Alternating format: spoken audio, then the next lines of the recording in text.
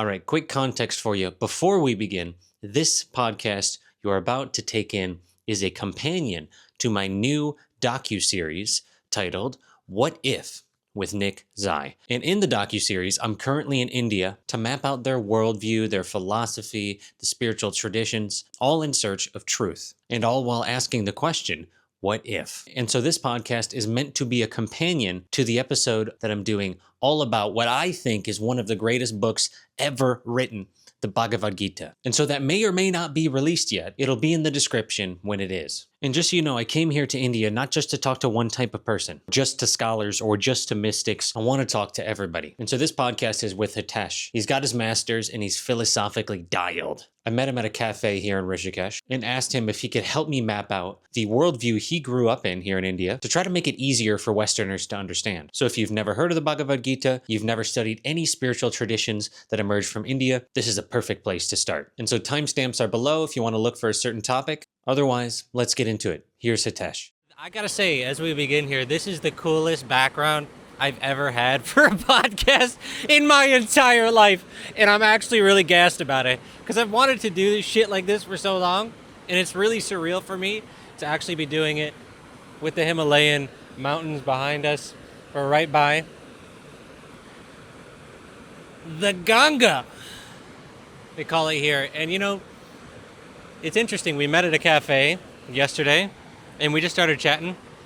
And you know, it's interesting that you started talking to me about, for context, how you grew up reading the Bhagavad Gita, right?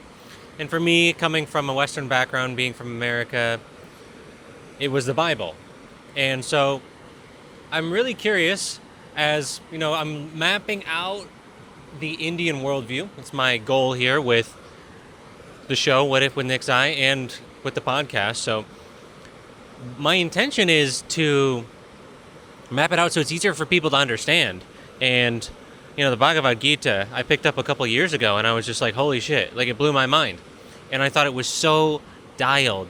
And yeah, I'm curious just to map out how you see the Bhagavad Gita, even just how you see life and how you see the interweaving philosophies of India, whether that's like Sankhya, the Vedic philosophy, the Upanishads, the Puranas, the Bhagavad Gita. Yeah, I'm really trying to map it all out. And since you've lived it, to me, it's so much better to hear it coming from you, somebody who's lived it, rather than like reading about it or reading in books, because you have the lived experience of it, you know? And so, yeah, wherever we want to go with it, I'm sure we're going to hit a bunch of stuff, but that's my goal, is to learn from you, you know, what it's like and how you see it so I can better understand it, you know? And I think there's so much wisdom in it and truth here in this iteration of consciousness. And so, yeah, man, tell me a little bit about the Bhagavad Gita and, you know, how you see it. There's so many different interpretations, just like the Bible. And I read the Krishna consciousness one a bit. ISKCON, right? Isn't that what it's called? ISKCON? Yeah. And so a lot of people see it differently. So how do you see the Bhagavad Gita? Well, I'm still seeing it. I keep seeing it. Right, eternal student, right? Yeah. You must be eternal student of these older scriptures. So let me help you map it out a little bit. The oldest scriptures that we have in India are written somewhere between 5,000 to 10,000 years ago. They're also considered to be the oldest scriptures anywhere in the world. Now, I'm not an anthropologist, I'm not a historian, so I don't want to debate that, but I understand that it's really old scriptures, and these were the bodies of knowledge. They were called Vedas. And this was, you know, like Carl Jung said, there are ideas, and then ideas have people. People don't have ideas. In the same way, there was a sage, his name was Vyasadeva. So Vyasadeva was the sage who actually, in a way, downloaded this knowledge and compiled it. So the Vedas are Vedas, Puranas, and some of the Upanishads are attributed to him, but it's not he who came up with it. He only just compiled it. He's the editor. And the knowledge doesn't belong to anybody. It only belongs to, in the language of Bhagavad Gita, to Krishna, to the one consciousness, to the eternal being. There are many names to it, but it is not what is named. It is what enables naming. So the reason why we go on talking about it and never exhaust ourselves is because language falls short when we come to explain or talk about things that are beyond the scope of language. Language helps point to this, but the word is not the truth. The word points to the truth. We were talking about this yesterday as well, I guess. So the Vedas are these big books. There are 4 main Vedas. Rig Veda, Yajur Veda, Atharva Veda and Sama Veda. 4 Vedas. But they're really huge books with a lot of hymns written in that. And of course, I will have to ramble here, right? Yeah, I mean, give us the full thing. I mean, that's definitely what I'm Look, here for it. I'm here for it. We are in Rishikesh, and a lot of people come to Rishikesh for yoga, right? This book, the Bhagavad Gita, it talks about some main types of yogas that we have, or it helps the mind by classifying this knowledge into a few types of yoga. So if you are into, let's say, if you were in the ancient time studying Veda, it was much more about karma kanda, which means how to act, what exactly to do. The river is a goddess, and you have to make the goddess happy to make sure that it doesn't get ferocious, it doesn't get angry, your village is not wiped out. So you pray to the goddess. How to pay, what exactly to do, how to do the fire worshipping, what mantras to chant. All of that was written in the Vedas. Every single element of nature, everything is sacred, right? Every single thing is sacred. Every single thing is a god or a goddess. And then we worship it. But this was a lot of karma kanda, a lot of action things. And not everybody is into action. A lot of people are just very intellectual. They just want to think and contemplate and meditate. So that's how the Upanishads came. Upanishads are actually, you can call them the essence of Vedas. The whole book which is talking about all the rituals and all the yagyas and all the ceremonies. What is the point? What is the philosophy behind it? That is discussed in Upanishads. And there are considered more than 108 Upanishads, but only 10 are available to us. Only 10 we read. They're very condensed, very, very precise body of knowledge. And so there also, have you heard of the word Vedanta? Yes. So Vedanta literally means Veda and Anta. Anta means end. Anta could also mean essence. So the essence of Veda or the end of Veda. So that is Vedanta.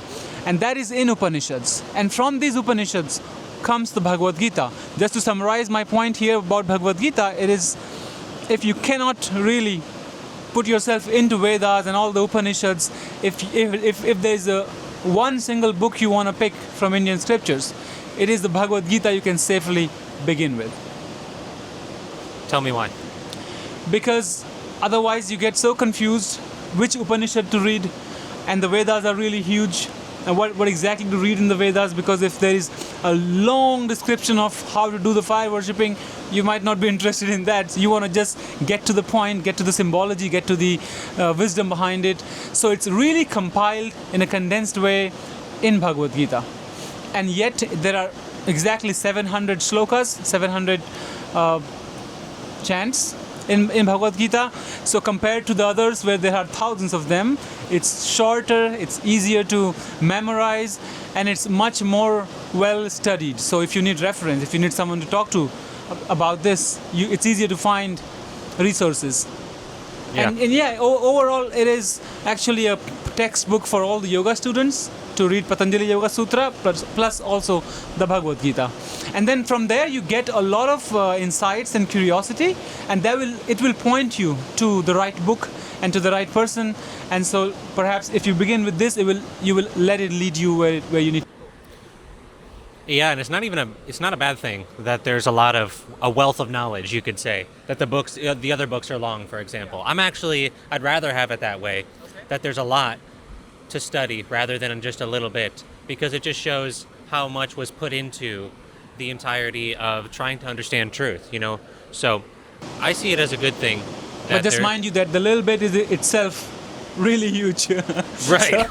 Right. And Yeah. I'm talking about like the Vedas and Upanishads. Yeah. Um, Upanishads are really short. Let me tell you a bit about Upanishads. yeah. Upanishad literally means this. Upanishad means come sit near me. Sitting near. So the guru and the disciple, they sit next to each other and they talk. And the whole books of all the Upanishads are in question-answer format. The disciple asks a question, the guru answers, the disciple has a doubt. Sometimes the book is as small as 12 questions and answer. But that one with 12 questions and answer is the most complicated to understand, the most complex. So, I see. yeah, they're really dense, Yeah. but they're small. I see. Yeah, so the Bhagavad Gita. So you grew up reading the Bhagavad Gita. Now, as somebody who, I would say, lives it from our short time together, seems Yeah. like you're living it a bit. Of course, always learning. But how would you suggest like somebody who's never picked it up? Maybe some major themes. It's almost like, well, why would I even want to read the Bhagavad Gita? And it's like, okay, well, here's a little bit of what's in it. Yeah. You know, for somebody that's never read it, Okay. where would they start? And The also, in terms of mic, just so people can see your face, just bring it keep down. it here? Bring it down a little. It's good? Because I want people to see your All right, face. everybody. Here I am. Anyways, yeah. So yeah, where would you start with the Bhagavad Gita? Okay, so let me give a little bit context of what Bhagavad Gita is. It's Yeah. good here, right? Yeah. Good. There was a big war that happened called Mahabharata, and in this war, the families have to fight. The extended family has to fight. On one side are the 100 cousins, and on the other side are 5 brothers. And long story short, I'm not going to go into why they have to fight and whatnot, but the war is inevitable. They must fight. And Krishna, Lord Krishna, has decided not to take part in the fight, but he agrees to become the charioteer of the Arjuna. Arjuna, the main warrior of the 5 brothers. He is the best archer. He is the best student of his guru. He is the most intelligent and the most powerful. So before the war begins, both the armies are standing next to each other. Arjuna tells Krishna, please take the chariot close to the enemy line. I want to look at them. I want to see them. As he goes close to them, and he looks his guru, his uncle, his brothers, his cousins, his friends, and he's completely disillusioned. He doesn't know what to do. Why should he fight? Even if he wins, he loses. Because he's going to kill his guru, he's going to kill his friends, he's going to kill his cousins and uncles and all the relatives. And he knows that if you are spiritual, if you are into renunciation, fight is not the way. I must not fight. He wants to just immediately leave and abandon all this and go to the forest or go to the Himalayas and become a yogi. And Krishna, the Lord, the God himself says, no. Here, it's your dharma. Here is your duty. You are born in a warrior caste. Your job is to fight. You leave it to me, what is good or bad. You leave it to me why you should fight or not. But you must fight. But Arjuna is not convinced. He's like, I don't understand. Please guide me. So then begins a really long back and forth question answer, and comes out this book called Bhagavad Gita. It is the dialogue that took place between them in the battlefield. Look, there have been literal, for no reason I have goosebumps talking about it. Yeah? Because you never get tired of this. Because you think about it in 2 ways. One is that the war literally happened. Now they're trying to find a lot of proofs, and they're finding there is exactly a town called Kurukshetra, 100 kilometers from Delhi, and the battlefield, the name was literally Kurukshetra in Mahabharata as well. And they found many proofs. You could take interest in that and find out that the war literally happened. Even if it happened 5,000 years ago or much before, it happened. There are proofs. But you might be more interested in the symbolism of it. Like, what does it represent? So this war actually represents the war within ourselves. The conflicting thoughts that we have. What are the 5 brothers? The 5 sense organs. The faculty of seeing, hearing, speaking, touching, tasting. And what are the 100 cousins? There could be 100 distractions out there. And so the continuous war between your own senses and your own distraction, and how to find your center through all.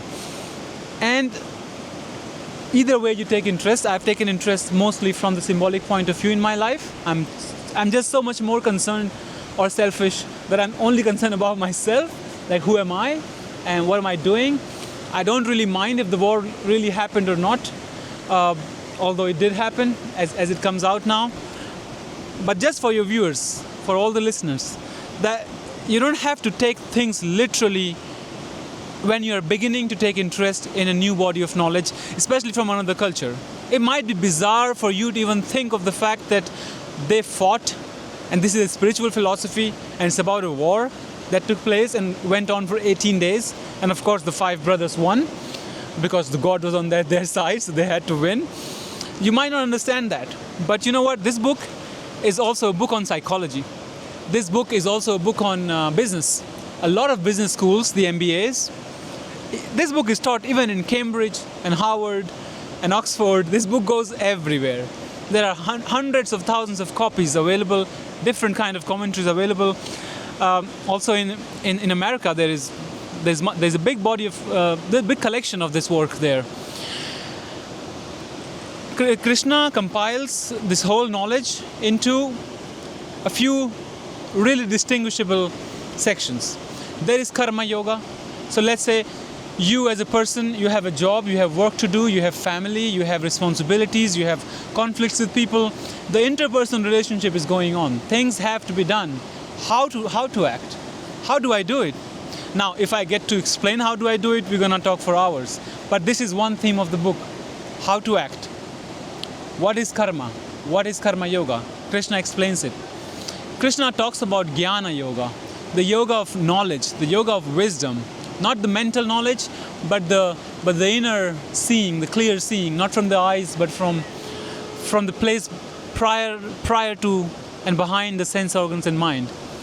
So the book talks about what is knowledge and what happens when you become knowledgeable. What happens to all your desires? Do you fulfill them? Do you let go of them? Do you relinquish them? What is knowledge and who is a knowledgeable person? What is a yogi? All that goes in it. Also, a lot about meditation, a lot about withdrawing your senses. Our sense organs are naturally externally oriented. And when they are externally oriented in this setting, it's a blessing. But when you are in the middle of a chaotic city and all you know is how to look outside but cannot turn within, chaos, anxiety, stress, depression, so much to deal with, and you don't have a home in your heart, and you don't have a place like this. So this book will help you to find a place within, so that not only here you find peace, but you can also relatively find enough peace even in the middle of New York City. Now, the last thing, which is considered in many ways the highest order, the highest yoga, where Krishna is talking about, is bhakti yoga, the yoga of devotion. Let me say a bit about that as well. If you look at all the religions of the world, devotion is actually the most practiced way of worshipping. So even though it is the highest, it is the least understood, and it is the most commonly misunderstood. Because if I am going to, let's assume here you look like Jesus, so let's assume that you are White Jesus. White Jesus and I'm black Jesus, yeah. Let's look at two Jesus talking to each other. If I'm your disciple and you are the Lord, you are the Krishna, you are the Jesus. No, the other way. Do it the other way. Then it's so hard.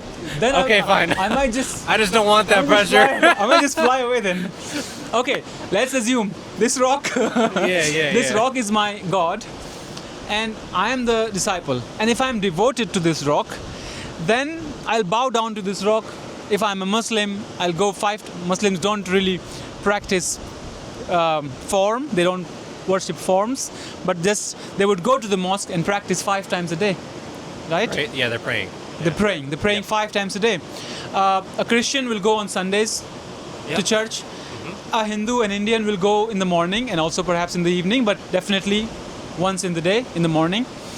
Or even bathe in the But this is like the most Purified. traditional way of doing it Yeah. in every religion, in every culture. Yep. But what is happening is that this becomes such a mechanistic way of doing it that you just, the moment you are in there in your altar, you are this very pure, clear, clean being. And then you get back to the world, you become again greedy and selfish and afraid and anxious. So it's not really transforming you. Second issue that happens because of it being so widespread is that it just becomes a cultural habit. It's just a thing you do. Your parents did it, you believe in God, you don't really go deep into it. You're like, okay, I'll go to church every Sunday. It keeps me connected to my community. I'll just do, I know people like this. yeah. So all of that looks like devotion, but it isn't. Devotion is when true love awakens, when the difference between you and the lover dissolves.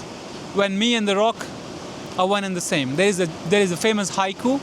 I might not remember it, how exactly it was, but it says like this: we sit, the old mountain and I, until only the mountain remains. So the I dissolves, the separateness dissolves. This illusory understanding that I'm a separate being, separate from the rest of the things, and you are a separate being, and this rock is a separate thing, and a mountain is separate. Nothing is really separate. And devotion helps you understand that, combined with karma yoga, combined with meditation, raja yoga or dhyana yoga, combined with knowledge, wisdom, jnana yoga, then you have this love that awakens within you. I might add that you cannot really practice devotion. You can only practice everything else, and devotion is like grace. It happens to you. Like if I tell you, go fall in love with that girl, she might be the most beautiful. If it doesn't really come to you, you can't just fall in love. You might be attracted to her, you might enjoy some time with her, but to fall in love with her, you never know if you will fall in love with her. But if you fall in love with someone who doesn't look attractive to any of your friends, you don't give a damn. That's the most beautiful person for you. So that's the same with devotion. If it has to happen, it happens. But we need to be open for it. And how to be open for it? By knowing how to act in this world, by learning, by being knowledgeable, by gaining wisdom, and by applying it, by meditating, by contemplating, by not rushing all the time. So if any of this sounds like, yeah, I will be interested in that, then this book could be a very good place to begin with. And real quick, if you want to support the podcast, get yourself some of this sweet nectar. It's called black stuff. This stuff really helps because, you see, the problem is with our soils, the stuff that our food grows in. I don't know if you know this, but it's not as nutrient dense as it used to be. And so the problem that caused is that some of the nutrients in that soil used to help us digest other nutrients. And how that's relevant is you could take in the best food in the world and the best supplements, but if you can't absorb it, you're kind of cooked. That's why a lot of people I know, they tell me that they don't feel like supplements do anything. And that's where black stuff comes in. And so get yourself some of this black stuff. And if you want to learn more about the science of how black stuff actually works, or maybe you're ready to get some and help more podcasts like this get released. Either way, check the description. Whew. Yeah, from there, I'm thinking about the concept of duty. And I feel a lot of people don't even know what they're supposed to do. Like, they don't even know what the next step is to take. They might feel confused, or you could say depressed, or just unsure, or even, like, what do I do? How can I help? And I know that this book is big on the idea of duty and devotion. And it's like, really understanding the intricacies of devotion and duty, I think, is important. Yeah. And I'm trying to understand. It's like, what I'm understanding from the Bhagavad Gita is, if you commit yourself to connecting to, might say Krishna in here, but in the West people might say God, or it might even say Brahma at some points instead of Krishna, at least in this interpretation that I'm reading. And it's like committing to that first, and that is where the guidance comes from. And I think it's counterintuitive because, or no, it's actually counter logical. I think a lot of people are just doing things to make money, is what I'm saying, because that's what they feel like they need to do to survive. but they might have a deeper duty that they're disconnected from. And I'm just in my own life just really trying to understand that. How can somebody move to a place of clarity? You know, would you say the Bhagavad Gita speaks on that in some form? It does, in a big way. It does. Okay. Well, I grew up not only reading this book, but a lot of other scriptures as well. Sure. And we can talk about those too, yeah. I would stick to the question of duty and devotion. But what I'm trying to say is that it's this book plus all the other books plus my culture and my family and my parents who are very religious and spiritual. You get an overall sense, a holistic sense of things, but then there's something still that bothers you. And then you get out of, then you grow, then you become adult, you leave home and you go out and explore. That's what I did. You travel, you meet people, you talk to them, and perhaps you take interest in Zen or Confucius and Lao Tzu. You study Buddhism, you study a bit of Sufism, a bit of Christianity, just to try to see what other people are doing. And the thing is that if you really find people who are actually really interested in truth, now, what is truth? So we won't get there yet. But if you're really interested in truth, whatever that means, we will find that we find those people everywhere. Some places have much more developed body of knowledge, such as in India. This is much more open. It doesn't say that if you don't believe in Krishna, and if you don't believe that you come from sin, then that's it. You're not a Christian anymore. We don't have this. I can believe in Krishna, I can say I don't care about Krishna. I just follow this rock, or I follow the river. I'm still very much, as much a Hindu as someone who studies Bhagavad Gita. If you have never studied any of the scripture, you're still very, very much a Hindu, very much a Sanatan Dharmi, because it's a way of life. And the big four concepts of this way of life are Dharma, Artha, Kama, and Moksha. Dharma is translated loosely as duty. Dharma can be also translated as way of life. But Dharma mostly gets translated as religion. But what we have in India is not a religion. In the Occidental sense, in the Western sense, the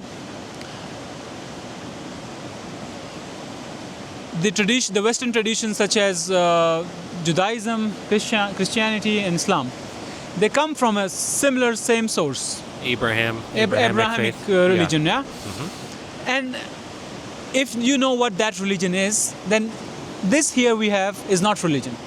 It's just a way of life.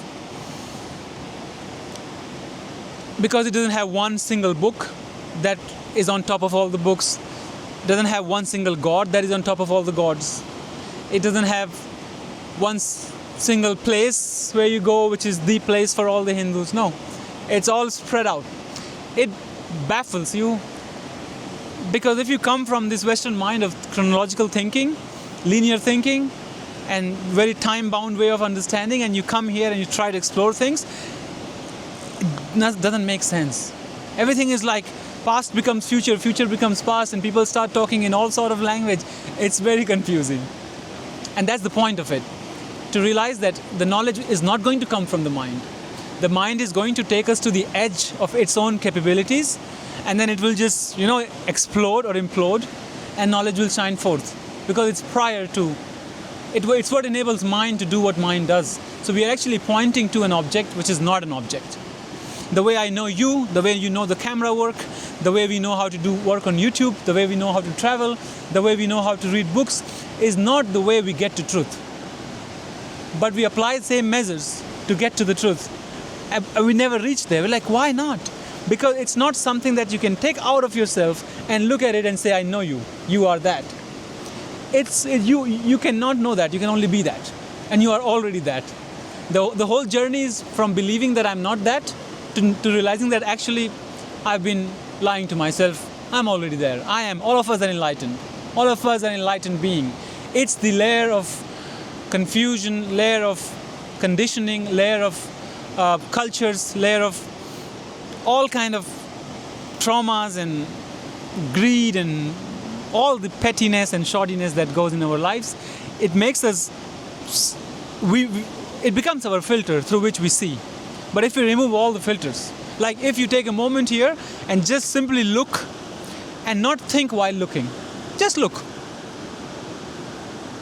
You will not have a distance between you and the mountain or between you and the river. The distance is created in the mind. The mind says the river is 20 meters from me. In the clear seeing where the mind is not involved, I mean, you might say, oh, look at me, I'm watching a leaf falling. This is the mind narrating the reality that is happening anyway. Why the hell is my mind narrating it to me?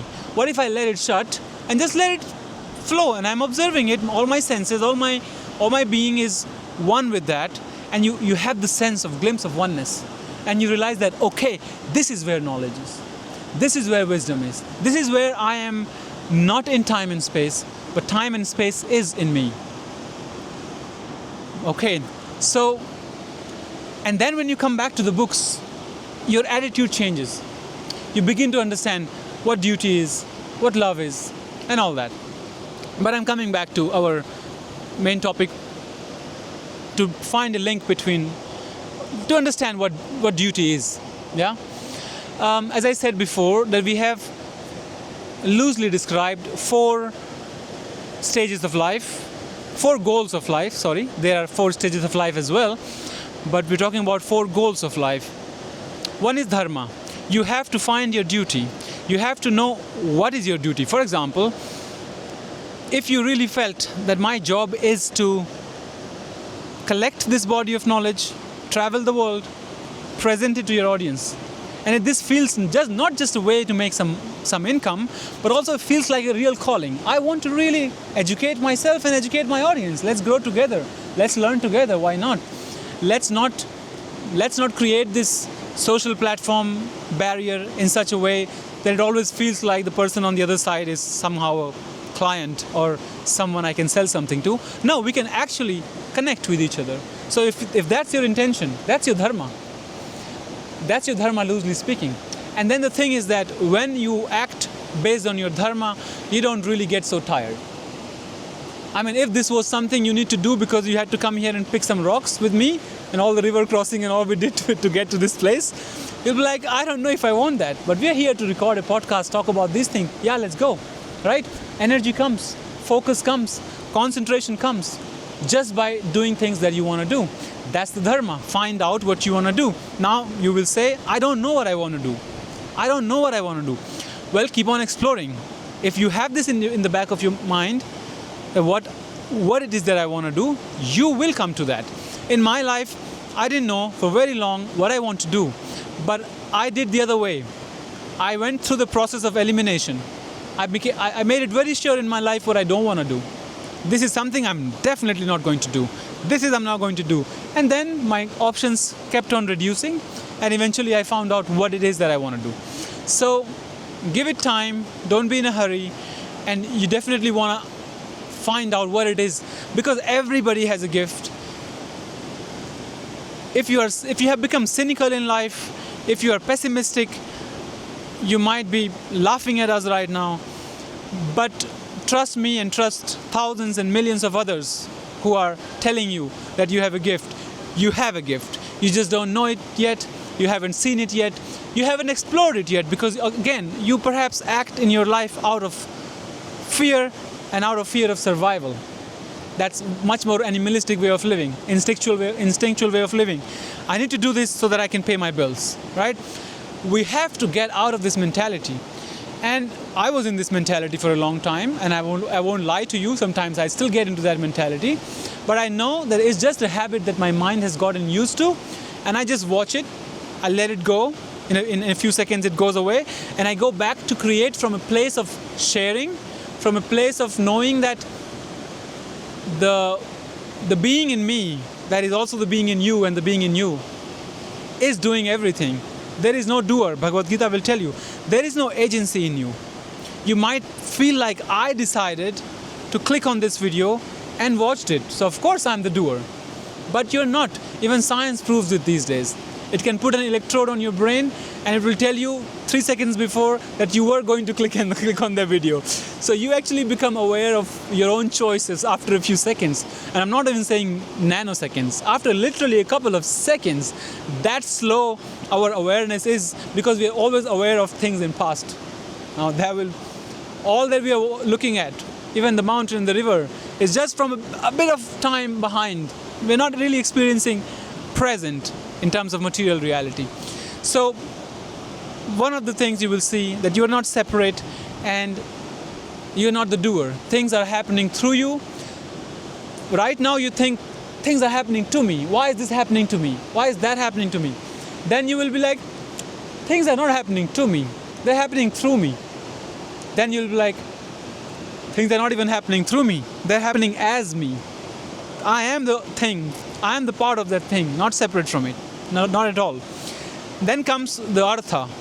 We come back to the material life and we are like, okay, I have my dharma, but I still need some money. Artha is money. Artha is your means of how you survive in this world. So the idea is that you make money out of your dharma, and you make money out of your dharma only. It's not a bad thing to make money out of dharma. It's a good thing, because right now it's money. 1,000 years ago, you were giving me wheat and I was giving you rice. So when I say money, it's not necessarily Bitcoin or any exchange in which we can survive, any barter system, any way society can operate together. But besides that, if you're doing something else, don't make money out of it. That's the problem. We make money out of our dharma. Then we are like, you know what? By doing my dharma, I've learned this thing as well. I can also sell this skill. Then you sell that skill. Then you sell all your skill. Then you wonder why I'm not happy. Because everything about you has become sellable. You have become a product. Whatever you sell, you make artwork as a child, as a teenager, and then everybody tells you your art is amazing. But you always wanted to be, I don't know, a software engineer, and you make a good money out of software engineer. You will think, now let me make money from my art as well. That's it. A couple of years later, the art doesn't feel good anymore. It's something that you sell for $100 or $1,000. Money comes in, you cannot enjoy it. We must always have something in our lives that we do just for ourselves. If it's dancing, just because, not that everybody's watching, because I want to dance. If it's painting, writing, just for myself, I don't want to sell this skill as well. So that's why the dharma and artha are linked with each other. And then the interesting one comes kama. Kama is desires. We all have so many desires. Make sure that your desire is aligned with your dharma and your artha. Let's say your dharma is to make videos, your artha, your money comes from it, and now you have some desires. You have desire to, I don't know, buy a private plane, but you're making $2,000 or $3,000 per month. Hold on to that. Don't worry about that so much. Don't brood over that. It's not the time. It doesn't fit with your have desires within the means. Can I go to India and spend a year? Oh yeah. With that money, you might barely survive in US, but with this money, you can live very well in such a beautiful place with effortless community around you, with very good food for $4 or $5. Yeah. So, yeah, look at your desires. You cannot fulfill all your desires at any given time. So just go for the ones that are really, really intense, and the ones that are aligned with your dharma and with your artha. Otherwise, you take loans, you borrow money from friends and family, and you get stuck in life. So it's guiding us and telling us to keep your desires, because don't shun them completely. That phase will come in your life, to shun your desires completely. But as long as you have them, honor them, but within the means and within your dharma. And the last is moksha, liberation, enlightenment, kaivalya, completely ending this cycle of rebirth and death and all that. There are some people for whom they are born and they directly go for moksha, but they are very few, very rare. Most like of us, Ramana Maharshi. like Ramana Maharshi, right? He was 16 or 17. He saw his father dying. He saw his father dead, and something cracked open. That's it. He never went through desires. He never went through money. He directly went through moksha. Somebody would say that's their karma. Would you say? That's potentially. Yes, that's the role they had to play in this life. Yeah. And you cannot, yes, very important point, thank you. You cannot really just say, I'm so inspired by Ramana Maharshi's life, I want to be that. No. You don't choose who you want to be. You are that. You only have to tap into that. You already know, but we act like we don't know. We don't trust ourselves. When we grow up, people say you're not smart enough, you're not stupid, you're stupid. Look at your cousin, she's smarter than you. Look at your brother, he's already earning this much money. What are you doing, traveling like a hippie all over? All of that, and you're like, my God, I'm not good enough, I'm not smart enough, I'm not wise enough. But if you can let go of that, and be like, no. All of them, they're talking about themselves. They're speaking their fears to me. They're speaking their prejudices to me. It has nothing to do with me. I'm going to sit here and just be. And when you sit here long enough, you'll have a desire to get up and go talk to that person. When you're done talking to that person, the next desire will come up. Let it come from within. And that will be a much more natural way of doing it. But the thing is that we want to do it fast. What do we want? Everything. When do we want it? Now. That's our mantra. So That's the Western mantra. that has become even our mantra. That has seeped into every culture. Yeah, like there is no village in the world, no tribal community in the world where you don't find Coca-Cola. In the same way, Western ideologies have gone everywhere. Money has become the new god. Science has become the new religion. There might be some uncontacted tribes way out, bro. You I think hope- they got Coke? I hope that. I mean, I've seen some videos where people actually take Coke to them Oh my and give it God. to them, and they're very happy. Of course, it's a taste that everybody enjoys.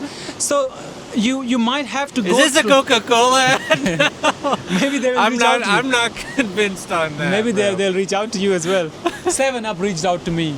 I don't even reply to such emails. I delete the email immediately. I don't drink soda. The only one I used to drink is. Do you have Zevia here? You probably don't have Zevia. We don't. I like a little carbonation, a little bit of like stevia, the sweetener. Yeah. That's what that is. That's as far as I go. For the record.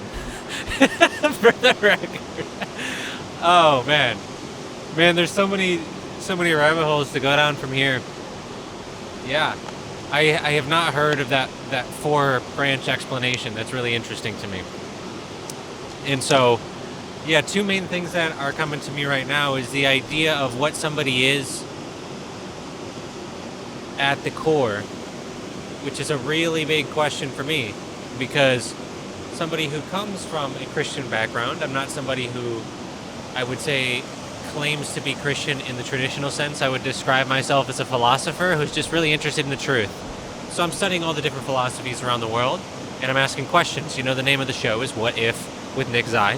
And so the show's a question, this podcast is a question in itself. And so as I go on this journey, the way that I was taught humans were growing up was that you're essentially broken. You're broken because of original sin. Now that's the idea that they have, and a lot of people are convinced of this idea.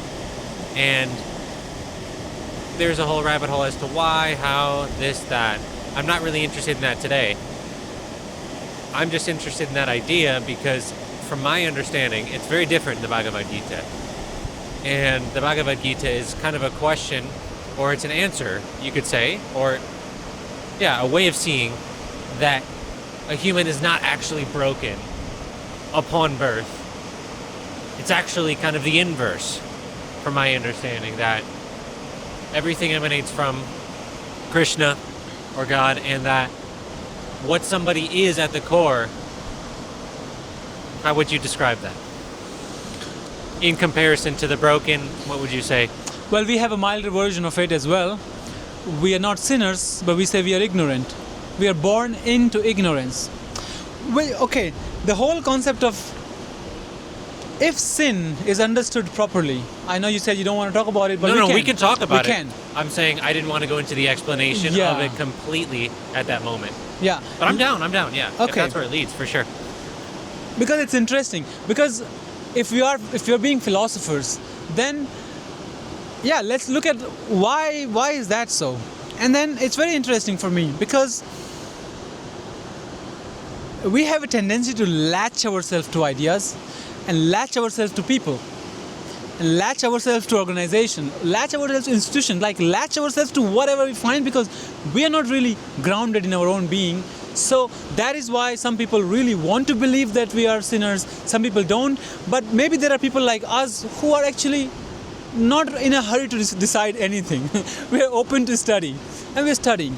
And this idea of sin, being born into sin, and this our idea of being born into ignorance, it's very similar. But when we say we are born into ignorance, we're also open to the idea that apparent ignorance, it appears as if we are born into sin. It appears as if we are ignorant, but if we are not really ignorant. So we have several ways of putting it. The only issue with Abrahamic religions that I see is that they're just not open. I mean, the ones who are really intense about it. Of course, I have friends who are very open. Yeah, I have some amazing friends who are Christian too. It's not even everybody. Yeah, we are not having a sweeping generalization here, but we are looking at we're still looking at the mass. Yes. For example, you go to the Orthodox Christianity in the Mount Athos, which is in Greece. All the biggest Orthodox church people, they are popes, fathers, whatever they are, they're sitting there. I went to Greece. Yeah. And because I lived in Romania, they're very close to Romania, so I know it very well. Like, they literally issue every now and then this directive that says yoga is a demonic practice, and we tell our Christian brothers and sisters do not practice yoga. So this shows you the unopenness of, because an Indian will tell you, hey, read this Bhagavad Gita, don't abandon your Bible, and then go interpret your Bible accordingly. They will never say abandon Bible. Maybe there are some people who say that. But mostly, as again we talk generally speaking, you will find most of the times they will say remain open to wherever you come from, because you have a cultural background in that. Perhaps things will make much more sense to you. I know of a lot of people who come to India, study in India, really go deep into it, and eventually go back to their own religion and see it from a different eye. And they have an emotional connection with it, a growing up connection with it. So again, the idea of saying that we are born into ignorance, for me, as I understand it, or that we are born into sin, is that we are born into an illusion. And when we take it for real, that's when we suffer. If I take it for real that I am this body, that if this body dies, I die, so my life is very limited, then I'm going to suffer. But if I see my body as I see my clothes, when this cloth will get old, I'll replace it and wear another one, exactly what is written in Bhagavad Gita. Then I will just know that my soul, or my Atman, or myself, is just going to change the clothing. I don't really die. The I in me, the real being, the awareness, the God, the Brahman, the Paramatma, many names for it, the presence, the consciousness, it simply is. The question is, what is it? It is. It is. Full stop. People are very keen on making it good or bad, ugly and beautiful, useful and unuseful, pleasant and unpleasant, but it actually simply is. Let me take it from there. I say I'm a man, I'm Indian, I'm tall, I'm brown, I'm happy, I'm sad. All these statements when I make, and you also, together, let's do it together, yeah? When we make this statement, where is the focus? On the happy, on the sad, on the tall, on the Indian. But what is always there? I am. I am doesn't change, but I am happy. The predicate changes. The subject never changes. I'm sad, I'm happy, I'm alive, I'm dead, I'm sleepy, I'm awake, I'm fresh, I'm tired. We are so hung up on the tired, the fresh, the sleepy, the awake, the alive, the dead. But we're not realizing something that is quietly always there. I am, I am, I am, I am. Like Ramana Maharshi said, focus on I am. That's what he means. To bring you to the most common denominator of all your experiences. That say, I am. And when you can, and that could take the whole lifetime or many lifetimes to let go of what I am, to just come to I am. And then explore what is I am. What do I mean when I say I am? Let's say imagine you were just born and you had the ability to respond. But your eyes were still closed. You still didn't see the world. You couldn't communicate with your mouth. You couldn't give a facial expression, nothing. But you could still understand my question. You were just born. And I say, are you? Do you exist? Who are you? Like any of this question if I ask. And you have your eyes closed. You wouldn't know what to say. But if I could tap into what your response is, you could say I am. You could still say that I am. And you didn't need your mind for that. You didn't need to check with an experience. Am I? Like, do you exist? Yes, I exist. We don't do that. We don't check I exist. If I say, do you exist? And you say, yeah. Did you think about it? Did you have to think about it? No. It came before thought. So again, it means there is a reality that exists prior to thinking. And so that is why we separate. We focus not on this thought and that thought when we meditate. We focus on the space between two thoughts. And this space between two thoughts expands. In yoga, in pranayama, the space between two breaths expand. That's how we can hold the breath in and hold the breath out.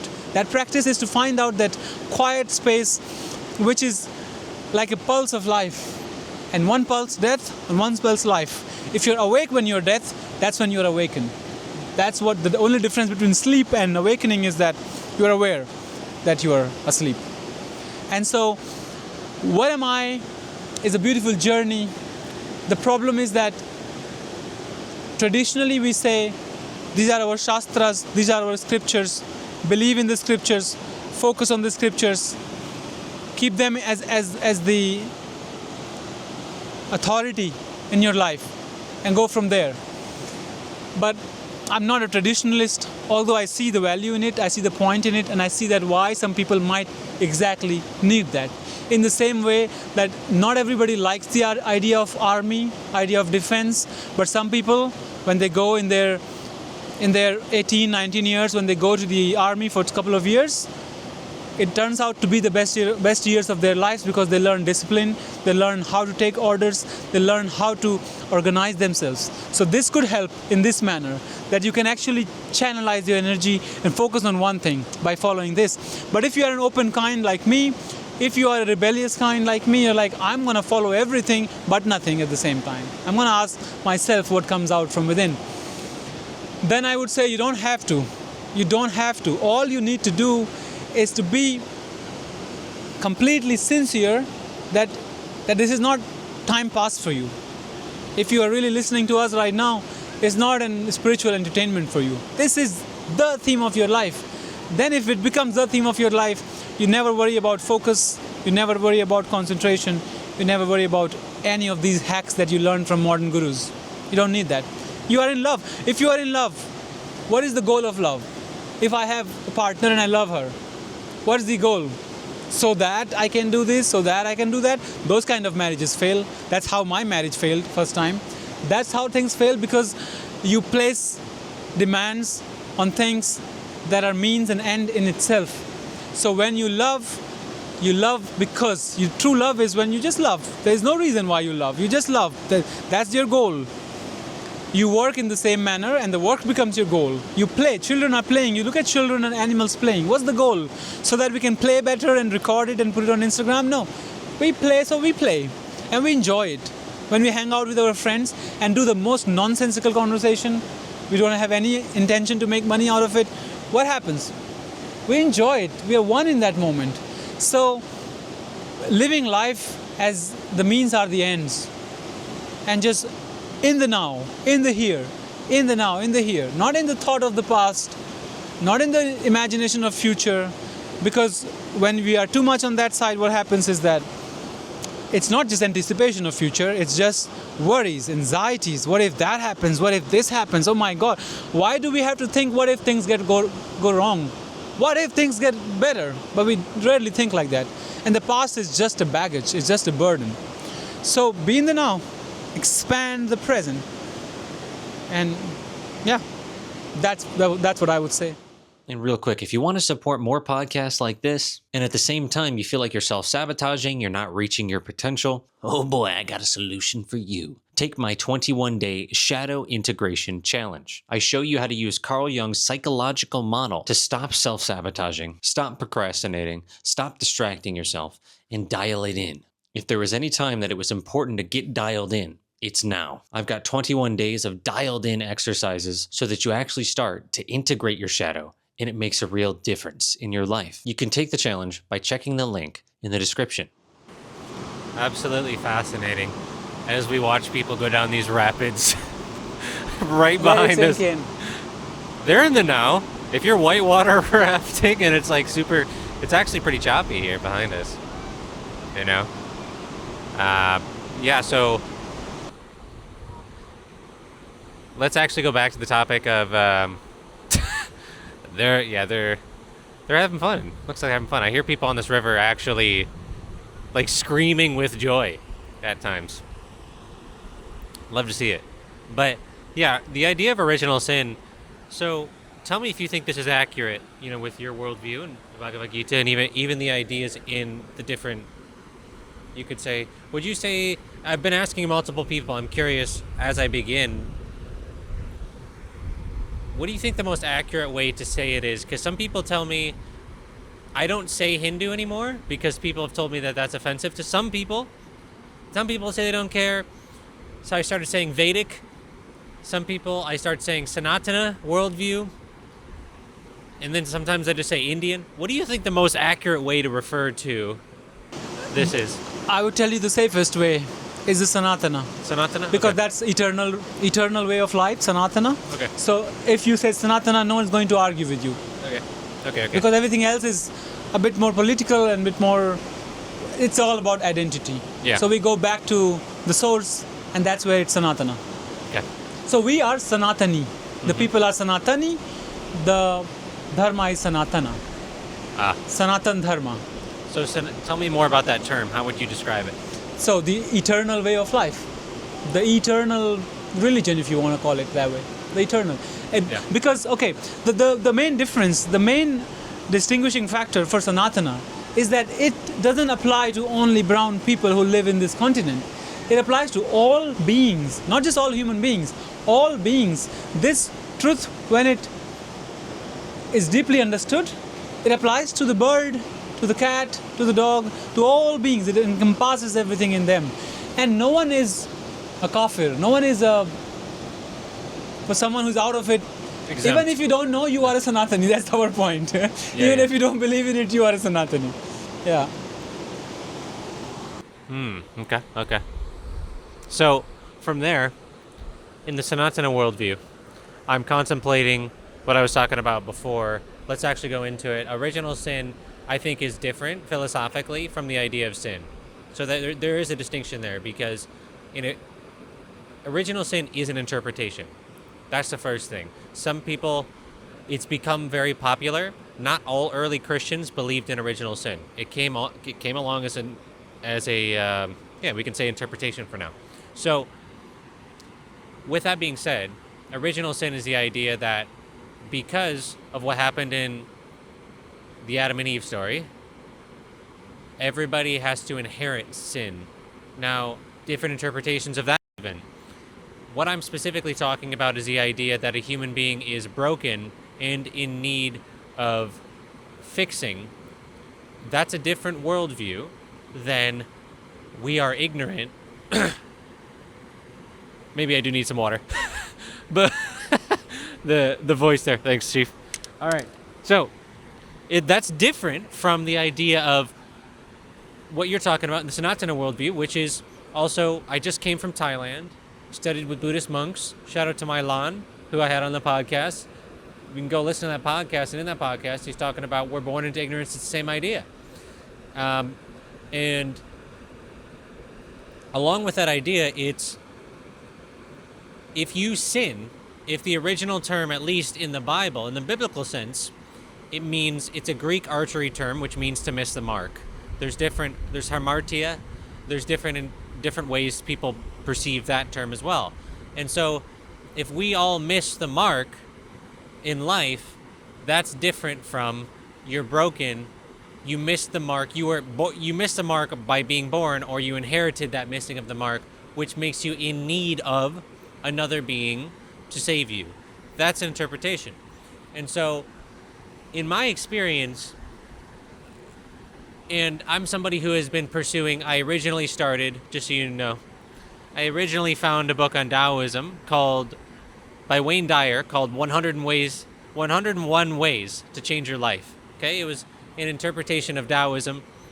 Wayne Dyer went through all the different verses, and then that kind of led me down the Eastern rabbit hole. So I started with Taoism and Autobiography of a Yogi as well around that time. And so Yogananda, Paramahansa Yogananda, and I started to kind of creep my way into non-duality. And you have different interpretations of non-dual. You have Advaita, Vedanta. And so I started to really just kind of do exactly what you were talking about earlier, explore different ways of seeing the world. And that's what I'm still doing to this day. And so what I did find is in places like this, in the Bhagavad Gita, and in the Sanatana worldview in many different places, even outside of it, it's the idea that you are at the essence of what you are is the I am presence, and that I am is whole in itself. And you're not actually broken. And I wonder, as a philosopher, how it could be psychologically damaging to somebody to see themselves as broken. And I'm just pondering, again, what if that idea in itself was not true? And if it wasn't true, if we just ponder it for a second, then if we are whole, what would that mean? If we are at our core in the IXCON, in the episode that I'm filming, I'm going to go film. I don't know when everything is going to come out. I might put this out earlier because I'm loving this conversation. And so in that interpretation, there's Krishna consciousness. There is an interpretation in Christianity as this idea of Christ as a consciousness level as well. I think it's very fascinating. And so in these interpretations, it's much less about a human in need of repair, but actually more so about a human who is blind to the truth because they forget upon being born. It's like if you don't remember how the game works, you're going to be ignorant of what the mechanisms are on the journey to learn how it works.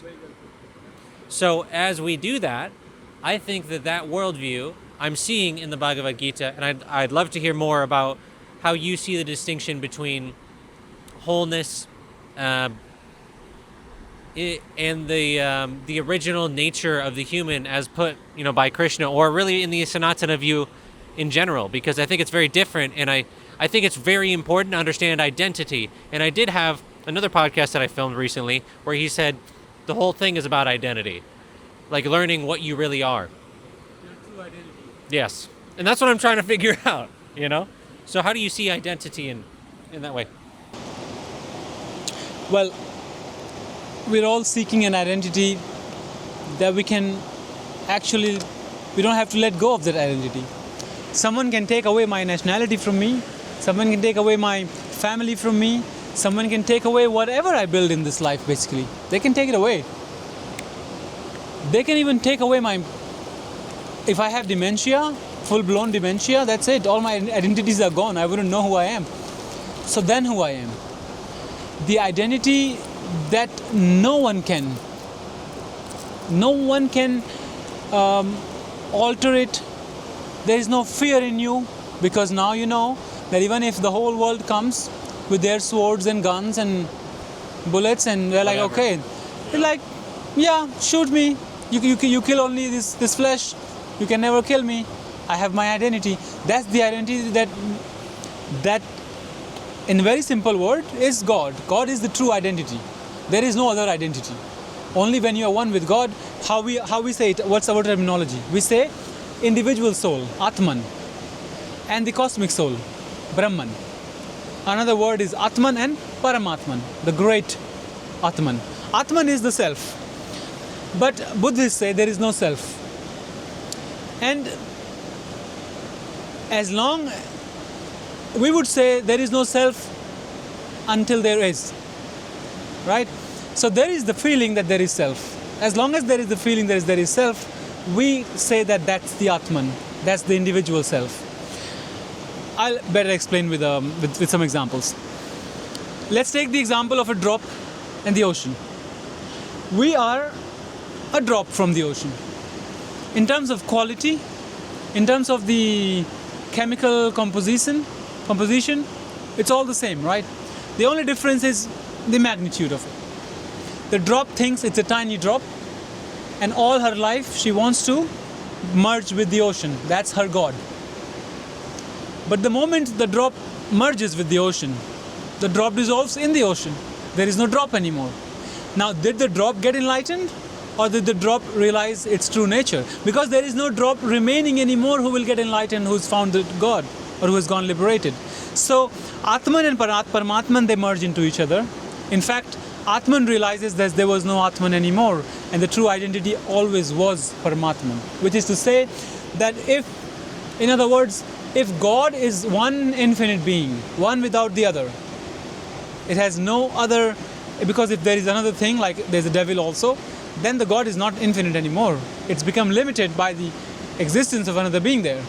So if for us, God is a being that is whole and infinite and one without the other, then there can be nothing that exists out of God, outside of God. Then how can I be outside of God? There can be nothing about me. Even if I'm a murderer, even if I'm a psychopath, I am still God's being. Now that's hard to swallow, I know. But it is just impossible for anything to be outside God. If God is everything. If God is everything, if God is omnipotent, omniscient, omnipresent, then how can there be anything that is not God? So yeah, let's ponder on that definitely. And then, because that will give us a way to treat people who are rapists, killers. Maybe we need to put them behind bars. We need to do whatever we need to do. But from which place? Is it from a place of maintaining a society? Is it from a place of anger? Oh my God, how did he do this? I'm going to kill him. It's a whole battlefield, right? That's like the battlefield. That's like the battlefield. You have to do the thing because you have to do the thing. If you are a butcher, all you do is chop meat and your whole family depends on it. And you suddenly awaken to this love to all the animal being. You're like, I don't want to eat it. You will stop eating it, it's easy. You say, I don't want to cut it. But you find no way. You live in a society, a community where it's just impossible for you to find another job. Krishna or Buddha will tell you, keep chopping your meat. Just do it in a detached way. Do your thing. If something else has to happen for you, it will come for you. But if you force a way out of this, then you will just do bad things for your family and for you. So, for a person who lives a household life, all the concepts of dharmas, they apply way much more because other people are dependent on you. But if you are so free that you don't really care about this, then you better directly jump to the moksha part. But if you still come back a bit for the desires, or come back a bit for the fun, then you will mess around with all this philosophy and you will just fool yourself, and eventually there will be no peace. A lot of people do a lot of spiritual bypassing. They go on being horrible in their actions, and they are so smart, they say, I'm not a person, I have no personal responsibility, how can I have done it? God did it. No, God didn't do it. You know in your heart, you know very well from which place your actions are coming.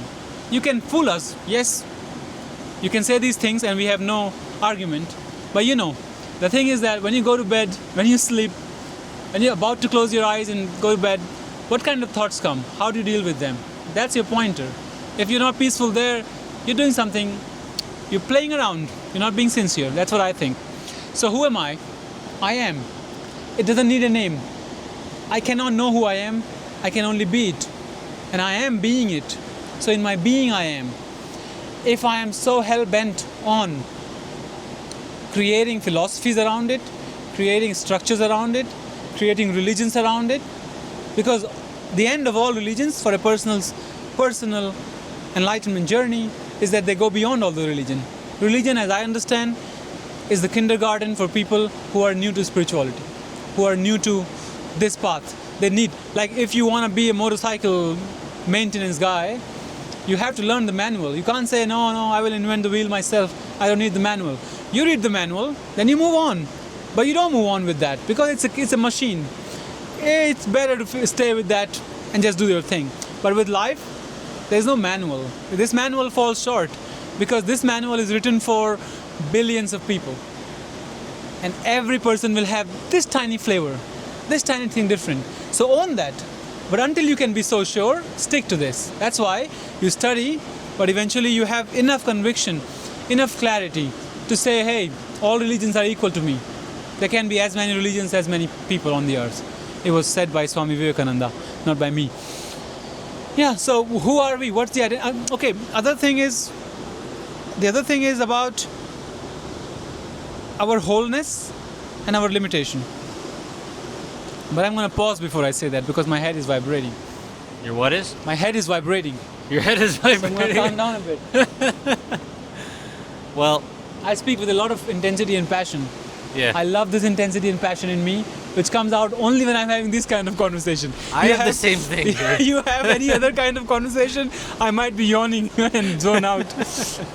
Yeah, I get it. Some people tell me in my channel, like, Hitesh, dude, you are way too serious and you are very intense. Just calm down. And I'm like, This is what you are. This is who I am. Do your duty. That's how I do it. You do it calmly. I have friends who tell me, look at Krishnamurti, that's how he talks. Look at Osho, that's how he did. Look at this guy and that guy. I'm like, okay, that's how they did. I don't care. That's how I talk. Yep. I love to talk this way, and I rather honor that one. Yeah, I mean, it's like if you're a high horsepower Ferrari and then you've got like a super sick antique car, doesn't go as necessarily, it's not super loud, but it's like, ooh, this is nice, but it's nice in a different way. Yeah. You know, it's being what it is. It has its own good qualities about it. But then the Ferrari has its own good qualities about it too. It's like, that's a perfect example of what we're talking about. It's like if you were to pretend to have like this spiritual persona that was not intense, is that bypassing in itself? I would say so. And I think a lot of people do that. They think that spirituality is a performance. And then in order to be spiritual, you have to fulfill qualities. And then you end up like a lot of people even here. I see it in Rishikesh, where you're wearing linen clothes and now you're spiritual because you're wearing the linen. I mean, there's like an identity even to the spiritual. And that There's a reason why I dress like this. Yeah. Because it's so. I'm genuinely, naturally have been always interested in hair. So, because this already gives like a yogi vibe, an Indian traditional vibe. So just to contrast that, I stay in my modern clothing as I like, because first thing, as you said very rightly, is that people go on appearance. First thing they change is the outer. While Yes. the first thing that you work on is the inner. And then the outer doesn't matter. Doesn't matter what people perceive you as. Yeah. Okay, so I'm going to come to the... I'm sorry, I think I interrupted you. No, you're good. I Yeah, want to go. come to how are we whole and how are we not whole? How Yeah. are we limited? And I have pondered a lot on this. And I think we are whole in our being, we are limited in our doing. Doing involves using the 5 organs of perception and 5 organs of action, which is our body and our senses. You can only see as far. You can only smell as much. You can only eat as much. All the senses have gotten their limitation. If you are trying to reach the unlimited, the reality, the life, the God, through the limited sense organs, you will never get there. And so you get frustrated that everybody tells me, don't think of you as sinner, think of you as whole. But whatever I do, it just falls short of. I just don't get fully satisfied. I tell you that you will never be satisfied. You don't act so that your actions bring you clarity and purity and completeness. You act because action is needed. Action is coming out of you, and you act. Not because action will give you something, but because you already have something and you are using action to give it away. In fact, whatever you want in life, give it away, it will come back nicer to you. So, if you want to see God, why don't you come to my vision? You will not be satisfied.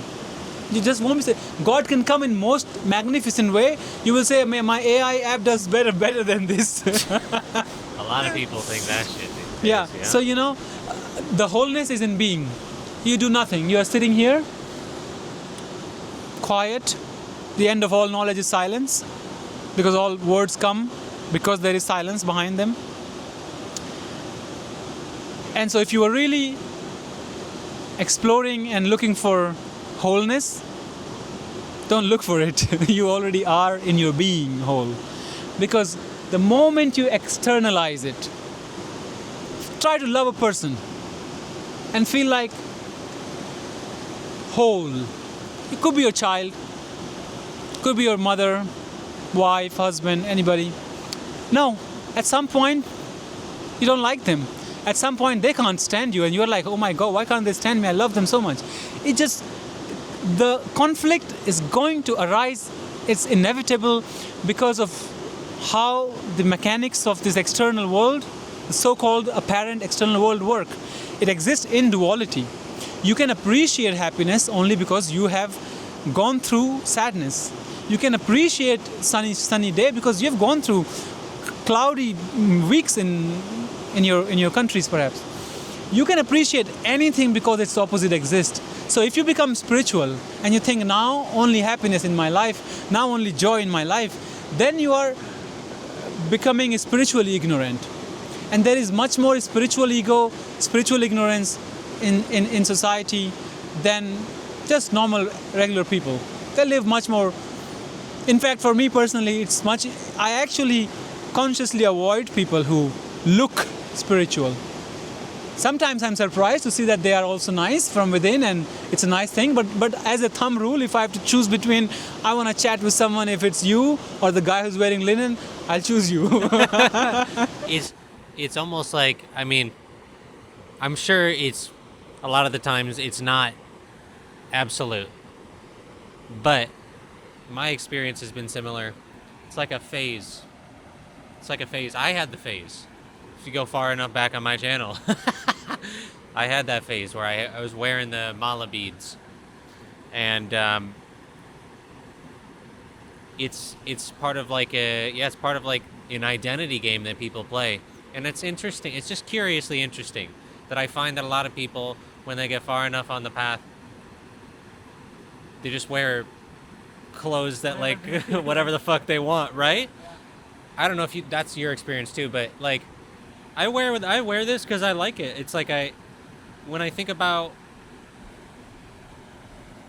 what I'm doing, I'm exploring, and I like this type of material. It's waterproof. I could wear it. It's actually about practicality too. You know, I only have a couple pairs of pants. I only have a couple pairs, and if this is waterproof, we just walk through the river, and I'm good. You know, so. But anyways, yeah, there definitely is something to a phase in which spirituality becomes an identity, and then there's another phase in which it's realized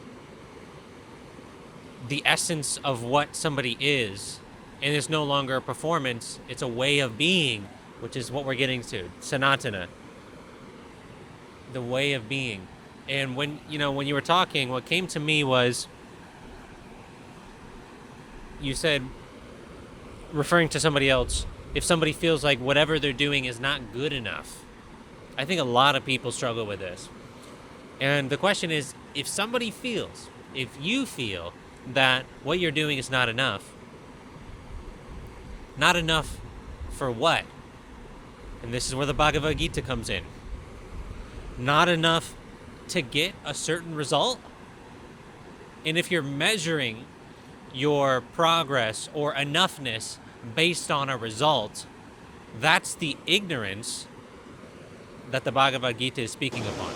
Correct me if I'm wrong. Literally. Right, and it says karmanyevadhikaraste ma phaleshu kadachana.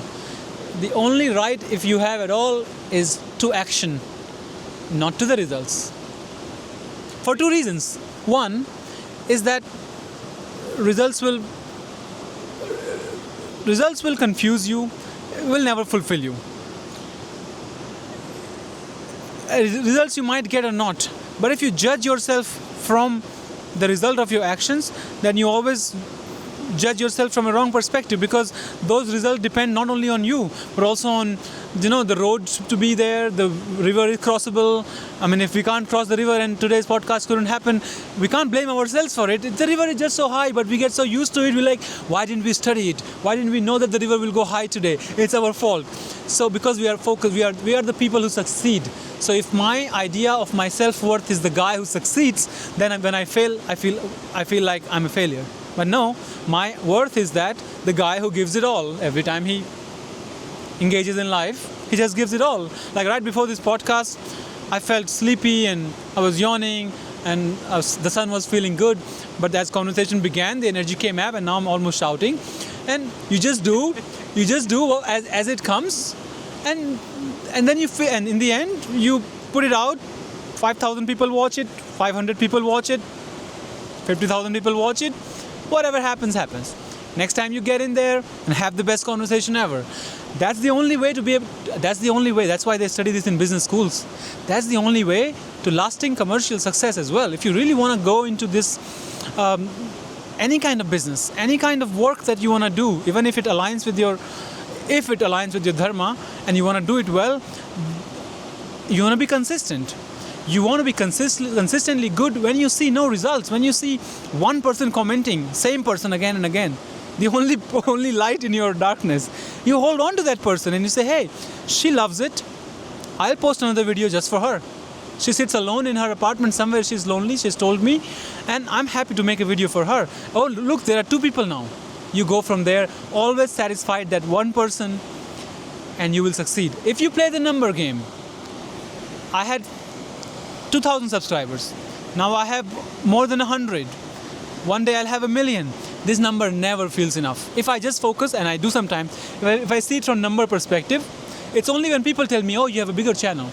I don't feel it. I still feel the channel is as big as it was when it was 5,000. So don't go by the result. The other trick is why you shouldn't follow the result is that even if you get the result and you think you will feel a certain way from this result, you are not. You will soon be done with it and you will chase another thing. And you will be like, let me chase this, let me chase that, let me chase this, let me chase that. This will give me happiness, this person, this country, this partner, this job, this many subscribers, this much money. But it will not be enough. That's the trick. But if you know the trick already, you can play the game. That is another part. The idea is not to become mild, to become very, very much like a very meek person, very tiny, very fragile. Although I look very skinny, but I'm really strong. You don't look that skinny. Okay, thank you. So the idea is to be, I ride my motorbike, I have fun, I travel, I enjoy my life in the way that I want to. But this idea of crippled spirituality where you just have to be in a place and, I don't know, not enjoy anything in life. Why not? Have fun. Know that you're doing it for fun, not because this is gonna... I have completely understood that my life depends on the inner quality of my life. Tomorrow, if I'm richer than this, or I have a bigger channel, or I have traveled to much more places than I have only now, that I have more money, it's not going to change anything. The only thing is going to change is that I will have more resources to do more of what I want to do. Not because I can get something. All my actions are about giving it away. I just want to give away. My heart is filled. I want to give away. And if you work like that in life, if you let go of the worry about, oh my God, what giveaway? I don't have enough. Trust me, especially if you are a Western audience. Come to India, go to poor parts of India and see that material wealth is not the prerequisite for happiness. It is the prerequisite for comfort, yes, but you can find a lot of people very happy. A version of comfort too. Yeah, a version of comfort. But you can find a lot of people very happy, even if they don't have enough money. So... Yeah, that point is so important. For me, my understanding of the Bhagavad Gita is, the line about you're not entitled to the fruit of your action. For me, what I've realized is, in my own experience, my own journey, my own human game, I get I have had the experience of the universal intelligence, you want to call it Krishna, you want to call it God, you want to call it the Tao, will consistently put me in positions to where I'm humbled so that I learn the equanimity of I'm no longer in the space of I'm only happy when I get a certain result. Because for me, in the Bhagavad Gita, I'm taking away from it, if I'm only happy when I get a result or have something material, or get something, am I really free? Or am I still in bondage to the materiality coming and going? And so if the story of the Bhagavad Gita is about being unattached, it's not necessarily meaning, and I think that the Bhagavad Gita, correct me if I'm wrong, I mean, I'm studying the shit out of it, but I can always mess things up. It says that if you have to choose between renunciation and action, to choose action. And so there's like a direct understanding of, and talking about taking action and devotion and the path of devotion as well. So that's one thing that I found profound. The reason why it says that if you have to choose between these two, choose action, is because of the very fact that you had two choices. When renunciation is a choice, there is no other choice, then you renounce. So if you are asking if I love this person or that person, it's that kind of situation. Then you better choose action. Okay. Because when you want to renounce, you don't have choice. You will just get up and like Ramana Maharshi, right? He didn't have a choice.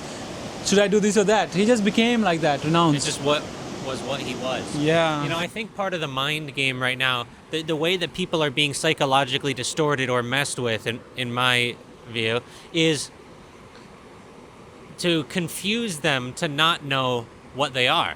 And when you have people like Maharshi, who knew what he was to some extent, and he just did it, I think it's really hard for people because there's so much logic around what they should potentially do, especially to survive, like we talked about earlier. And so the analogy that's coming to me is the worldview in the Bhagavad Gita is more, you are something, but it's kind of cloudy around you, and you're looking for what you are. Most people are looking for what they are outside of them, but they can't really see. It's cloudy, so they're spending so much time trying to clear out the fog to see what they are, but it was never actually outside of them. So it's like the seeking outside of oneself. And for me, I've experienced that in the past. When I was younger, I used to ask people what to do. Like, what should I do next? And I would spend a lot of time being like, what do you think? Rather than like actually going within myself to hear the signal that's within. And that's what I'm really trying to practice more. As I read the Gita every day and I'm here in India, to hear the signal from within and to hear what the duty is in this moment beyond the result of what I'll do. I will give you just one perspective on duty as well. Love is your duty. Because when love awakens, even duty gets out of picture. It's as long as you need pillars to hold you, you need all these concepts as well. In the words of Saint Augustine, he said, love and do whatever you want. If you don't know what to do, just do it from a place of love. Because then sometimes what happens, and because I'm an Indian and I've lived in Indian society for so long, I can tell you that a lot of people have no love in their hearts, no love in their families, but they're all happy, intact, suffering, living in a drag. But if you ask them why, it's my duty. She's my wife, I have to be with her. It's my duty. He's my husband. It's my duty. They're my children. It's my duty. She's my mother. But there is no love. There is no... It's just, you become that person. When you enter the house, you immediately feel it. So you just feel the place. You feel the energy of the place. You're like, oh my God, what's happening here? And you find out that They do everything. They read Bhagavad Gita. They do all the puja, all the worshipping, all the chanting.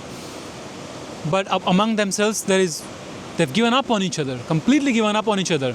But in West, when you give up on each other, you literally give up. You sign a paper. Here, people are doing it now, but for the long time, people wouldn't give up on each other because it's not written in the scriptures. It's a sin to do that. We have a lot of papa and punya, bad action and good action. So the papas are the sin. We have them. And people don't want to commit the sin because of leaving their family or whatever. And I would say, rather than focusing on just the duty and becoming mechanically a duty person, to keep on the fire of love awaken within, and then the duty will get so much easier. And how close would you say is that to the idea of bhakti? Would you say Love and bhakti are one and the same for me. Okay. In I'm fact, just love making- is God, yeah. God is love, bhakti, devotion, love, God, they are one and the same. Okay. Yeah, because I'm about to go to Vrindavan. That's pronouncing it right, correct? Yeah, Vrindavan. Okay. And people keep telling me, "Oh, you're going to experience the bhakti there," and they're using that word. So I'm curious how you see bhakti. You will feel the ecstasy there. They're talking about ecstasy. You will perhaps feel, look, all the love, devotion, bhakti, to know what it deeply is not to, it can very easily become just a sense pleasure. You know, like if we dance and we just dance, we're gonna lose our minds. We're gonna get excited, and the mind will get into some brain states that it will become so pleasant. And what happens when you get out of that? When you get out of Vrindavan, get back to somewhere else, then what happens? If the bhakti is specific to Vrindavan, it's not bhakti. It's a collective mental conditioning that feels very good. It actually feels very good.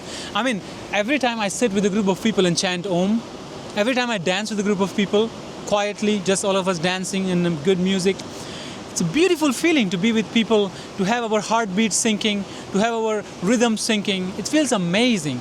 But that's not bhakti.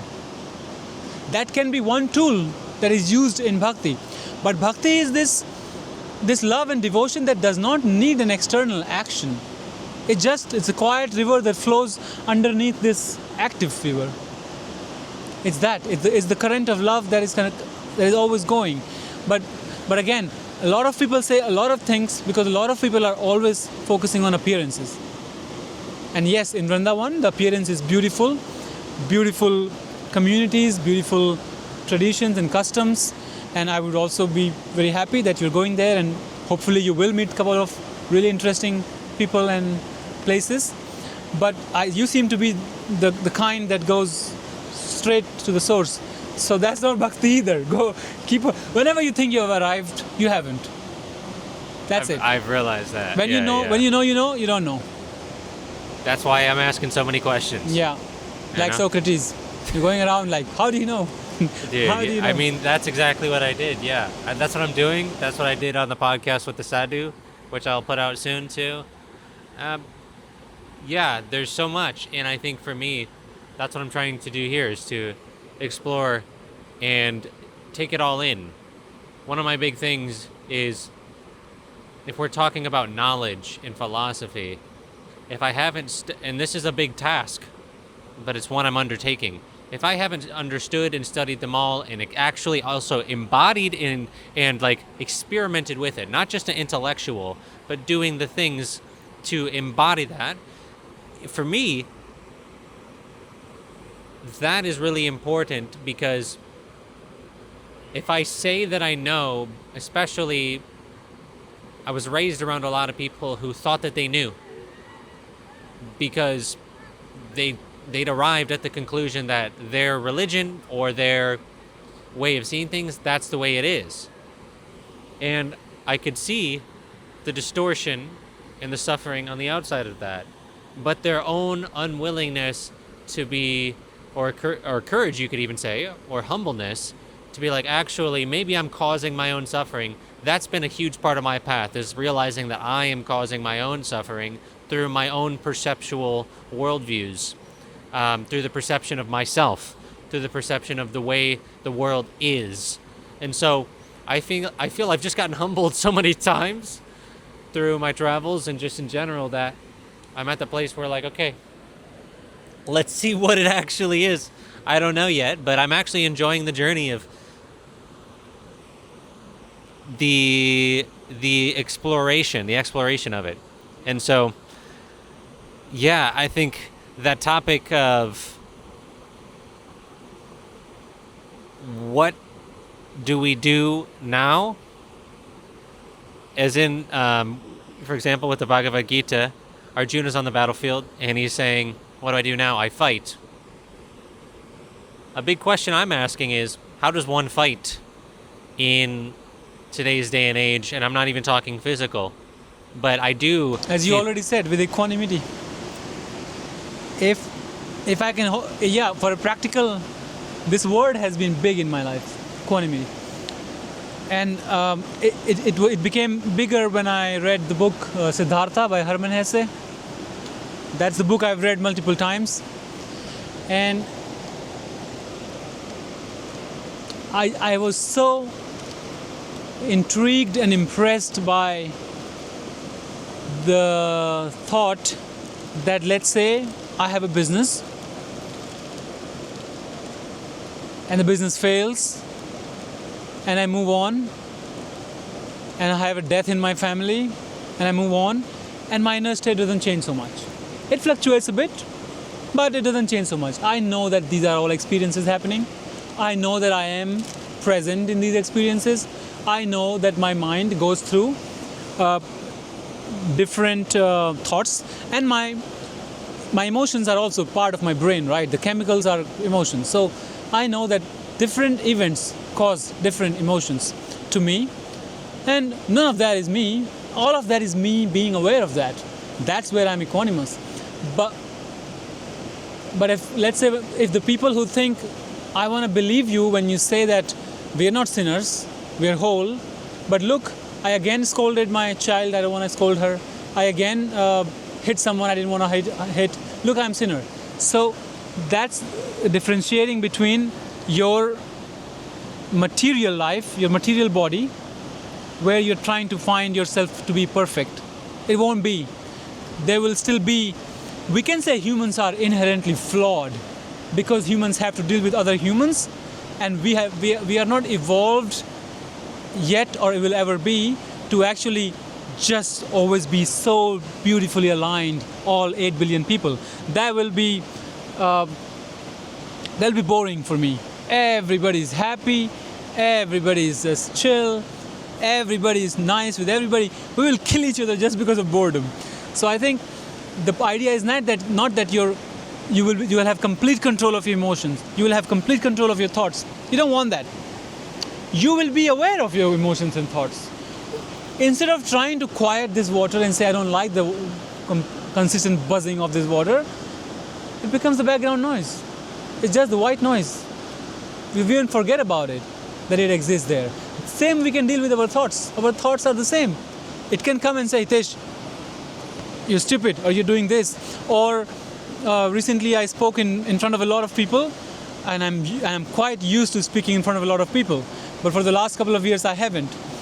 And when I was speaking and I was actually disagreeing with the guru, and there was his audience sitting, and I was a little bit uncomfortable with disagreeing because I didn't want to steal his thunder, and I felt that my hands are a bit shaking because I'm trying to argue with him. And 10 years ago I would come back and think, my God, my good, I'm still not confident, I'm still not smart, whatever. Now I'm like, the body still remembers. The body still acts like this. Okay. It's just you are always watching. Whatever happens, you're one step behind, witnessing. You're always witnessing. That's interesting. When I think about the idea of humans being flawed, I've contemplated this one a lot. And the way I see it, the name of the podcast is The Human Game, right? If we're in a game, let's say for a second, take the premise that we're in a video game right now, or if somebody's playing a video game. And let's say the prerequisite to playing the game is you have to forget you're in a game in order to play the game, which is kind of like what we do when we dream. if that is the prerequisite, then if I don't remember I'm in a game and I'm in the game and I miss the mark on some things, does that mean that I'm flawed? In the game, not in reality. The outside the video game, it's not affected. Yeah. And you can still be whole outside of the game. And in the game, you can you can still be whole in the game and miss the mark, in the same way that if we take the original term from the Bible, if I'm practicing archery and I don't hit the mark, does that mean that I'm flawed? No. To me, it means I just need to get better at hitting the mark, or I need to develop a skill in the game. And so if it's skill-based, that doesn't mean anything's wrong with me. It maybe just means that that's the way the game works. And so when I think about human nature, if the human nature is to forget to play, then it's kind of just a skill issue if we're not hitting the mark. But then it comes back to the Bhagavad Gita. What is the duty in the first place? Some people feel like they don't even know what mark they should be hitting. And I love that the Gita gives the mark. What is the mark? There's the 3 gunas, you could say, or gunas. Pronounce that right, yeah. And so it talks about the nature of how it works. How nature works. How duty, devotion. Another podcast I filmed, they said the Bhagavad Gita is about the way... Actually, this wasn't a podcast, just a conversation. It's the way to live as a human. So it's kind of like a manual. Manual for the game. Right. Yeah. And so it's beautiful that we have these manuals, but to also bring it back to what you said earlier. You said some religion is sometimes kindergarten. It's like training wheels. That's how I'd say it. And it actually reminds me of Bruce Lee. And do you know the story of Bruce Lee? So I could be absolutely scuffing this. I'm going to say that, but I remember a part where Bruce Lee was asked what the best technique is, and he said no technique. And from my understanding, he went around the world training different techniques, martial arts, and then eventually he actually created his own. But it was still this idea of no technique that there was at one point. Even if it was a movie, I can't remember exactly, but it stuck with me. The concept of we can use words to move close, but then eventually maybe it's beyond words. Bruce Lee also said to be unnaturally natural or naturally unnatural. It's trying to bring that paradox to say that you can't fit it into a type, into a way. If you name it, you will create something incomplete out of it. But if you just feel it and you see that it's paradoxical, it's contradictory, it's hard to express it, perhaps it's better to keep it that way. Yeah, I mean, it's like, it speaks to what you were saying earlier. I can, if you're practicing bhakti, or even let's say love, I can say I love you to somebody and not feel it. I can say that, for example, maybe this is savage, but it's the truth. I can say that I love my neighbor as myself. Or I can say that I follow the Bible. But do you love your neighbor as yourself? Sometimes I find that people that say that they are something based on a book or a teaching, oftentimes they pick and choose the teaching. And that's why the Bible scholar Dan McClellan said, the reason why the Bible survived so long is because you can interpret it any way you want. You can pick little parts out of it, and then it can fit your worldview, and you can kind of not worry about the other parts. Yeah. And so part of my exploration of human understanding is also realizing that sometimes texts are used as a way to hold on instead of in a way to say, I've got it figured out, I understand now that it's intellectual. And that's actually one of the big problems I see in the West, is that if we have a belief, then we feel safe. And it's like, does belief then become your God? Is that your idol? Is money your idol? Because if you have it, then you feel like you're enough. And this could be so many different things. It could be a relationship. And it's like, if you're following a rule set, then you're good. And it becomes a way to hold on to a sense of, I'm doing the right thing. And the question is at the deepest levels, I'm really wondering how much, if we do it disconnected from the essence of what it was supposed to point to, does it just become monotony? And is it actually a performance rather than an embodiment? Because I think that a big problem that we see as well is that people are worshiping ideas rather than connecting. And this actually brings us full circle. The idea of Sanatana Dharma, the eternal way of life, what I've also understood it as is eternal truth. I've heard some people describe it to me as. And so a big problem is if we believe something, but we're not trying to connect ourselves to that. Because let's say we're told we're not whole, and then we're not trying to connect to God ourselves, really, because we think we're good because we believe something. Then if the pursuit, like in the Bhagavad Gita, it's clear to me the pursuit is you're actually pursuing, realizing a nature. That's a big difference. Because in the West, it's you believe something, then you're good. It's a huge philosophical difference that really needs to be, I think, realized. Because if Sanatana Dharma applies to everybody, if the eternal truth or eternal way of life, and if there's a way to get into harmony with that in the way that, let's say in Taoism, you would say that you would get in harmony with the Tao. If there is a way of life that is in harmony, if we are not seeking that because we believe we have the truth based on belief only, maybe that is a way to disconnect humans from truth. And what I see is that when I study the scriptures over and over in terms of the Bhagavad Gita, this type of scripture, what I find is that what comes out of India, especially over the last 100 years, you see people like Paramahansa Yogananda, or you see people like Swami Maharshi Vivekananda. and Swami Vivekananda. Yeah, they're actually, you can feel the presence of God. Subjective, that's what subjective experience people have said in their presence. I haven't experienced it, so I can't say. But there is an embodiment of a presence of God rather than it's about a book only, which determines the rule set for God.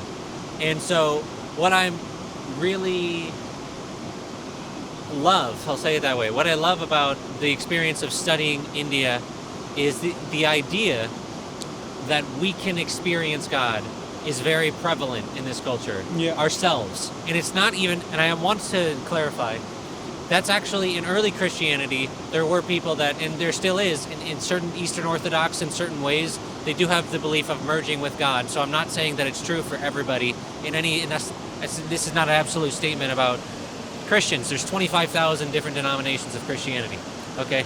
So there's a lot of different people doing things differently. And so I see, what I'm talking about is a fundamentalist view. And so that's what I'm really interested in. And when I'm talking about non-duality, we're talking about connecting. I want to connect to God, and I want to know how other people are connecting to God. Yeah. How do they see God? Is it the Tao? Is it Brahman? Is it Atman? What's that worldview? And, that actually brings me to a really important question I did want to ask you today, which is, when I'm mapping out the Sanatana worldview, I'm seeing different branches. And one of the big branches I'm seeing is like it's like the Vedas, let's say at the roots. You have the Vedas, you have the Indus Valley Civilization, it's sometimes called, and you have the Vedas, and there's a lot of different stuff even around that, but to generalize right now so we can at least conceptually kind of get there. So what I'm seeing, and then I want to hear what your thoughts are, I'm seeing the Vedas as kind of like the roots in that civilization, and then you kind of comes up into the Upanishads, and then later we have the development of the different viewpoints based on that, and the different viewpoints might be, it's kind of like a splitting to where we have the epics, I would call them. You can even have the Puranas in there, you can even have Tantra, and that's kind of one view. Yes, everything originates from Veda. Okay. Everything branches out from there. Vedas, then their philosophical interpretation in the Upanishads, and from there comes everything. Why Puranas came? Puranas are just these grand narration stories so that popular culture, people can understand it. So the Puranas, and for different people, different thing. All the sages of this culture They all come from the sage that compiled the Vedas, the Veda Vyasa. So all the philosophies, all of that came from there. And also they all support each other. It's not necessarily a new system coming and like the Western philosophers do. Someone comes and says, no, Kant was not right. Kant missed this one. And we try to add on to this. When we come, we try to improve upon this. And we do improve the way it looks, the way the commentaries are done, because we believe in something called Desha, Kala, Paristhiti, space, time, circumstances.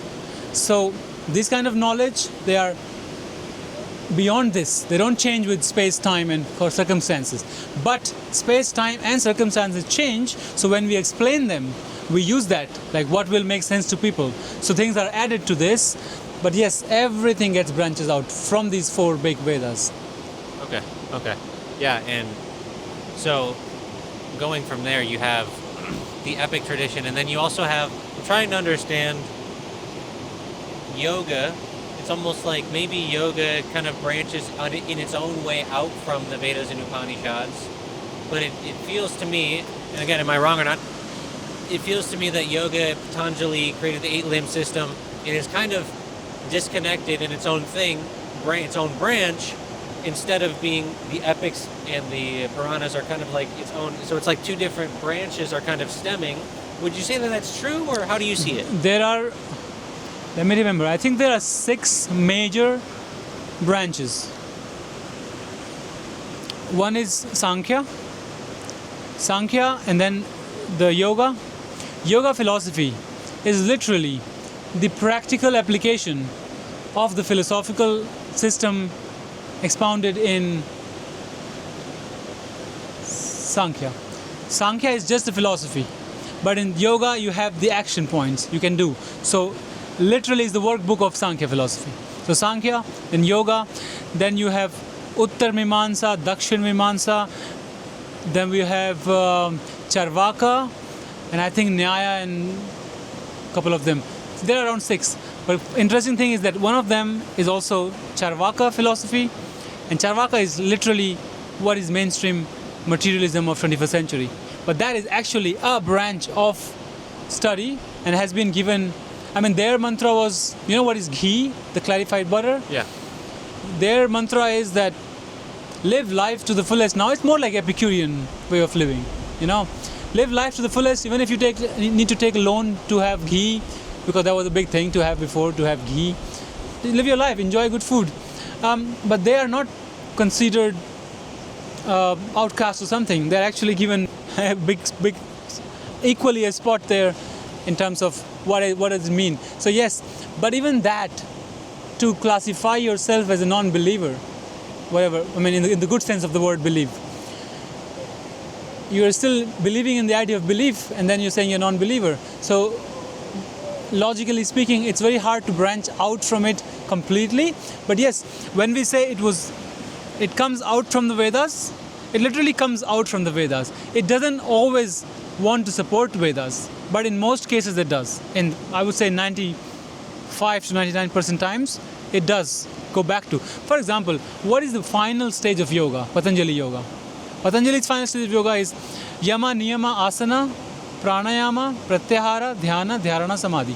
Yama and Niyama, 5 each, how to live inside and how to live outside. The moral and ethical code of conduct. 3rd step, his system is systemized, very good for Western mind, or anybody who has a Western mind. When I say a Western mind, it's a logical mind that loves 2 plus 2 is 4, which is all of us, me included. So it's not a insult. It's just a way of thinking. It's just so there is Yama and Niyama, and that next step, Patanjali says you follow these steps and you get enlightened. Just follow these steps. 3rd step is asana, do the body movement. Pranayama, do the breath work. Pratyahara, there are some practices to withdraw your senses within. So eyes looking within, nose smelling within, ears hear what sounds inside. Then you have dharana, the practices of concentration. Then comes dhyana, the meditation. There are levels of dhyana. Last is samadhi. What exactly samadhi is? when the individual consciousness merges with universal consciousness. What is Bhagavad Gita saying? Atman meets Paramatman. Atman meets Brahman. They're one and the same. Yoga, same aim. Everyone, in whatever route they use, whatever structure they follow, the end game is the same. We say, Ekam Satyam Bahuda Vipradanti. Truth is only one. There are many ways to get to it.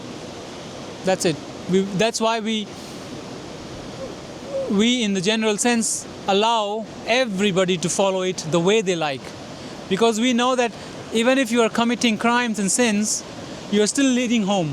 You're still going home. If you follow some of the practices, you might get home faster. But if you're not following and you're not even willing to listen to this kind of talks, we're still like, we'll leave you alone or we'll give you a helping hand, but we don't want to judge you because you're still heading home, you're still God's child. But if you have to contain you because you are a problem for society, we'll put you in the prison. But not from hate, not from anger, not from disgust, although it's changing, although it's not how most people you will meet talk. I feel like I might be one of the really rare ones who actually see it this way, because religion, popular religion, any religion, it's so much more politics than it is religion.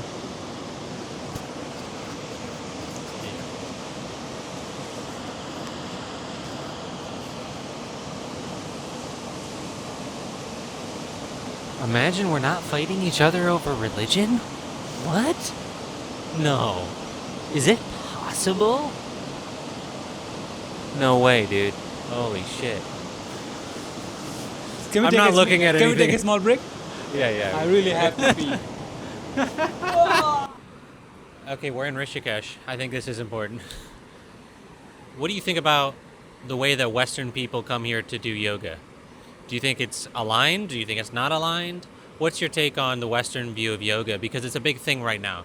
You know, there's a lot of people that, including myself, I mean, I've said some things online about how I feel like people from the West are, some people say colonializing. I don't know how to even put it into words. It's like you're taking yoga in its original form and you're just taking one branch of it and you're stretching. And then you're saying it's yoga. And that's what I see a lot in the West. And so it's like, I'm curious from your perspective, you know, how do you see yoga and what's happening with yoga? If we just change one word, all of this will be just perfect.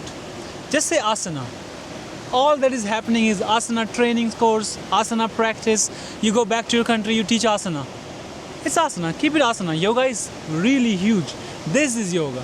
All of that we're talking about, that can take lifetimes. That's yoga.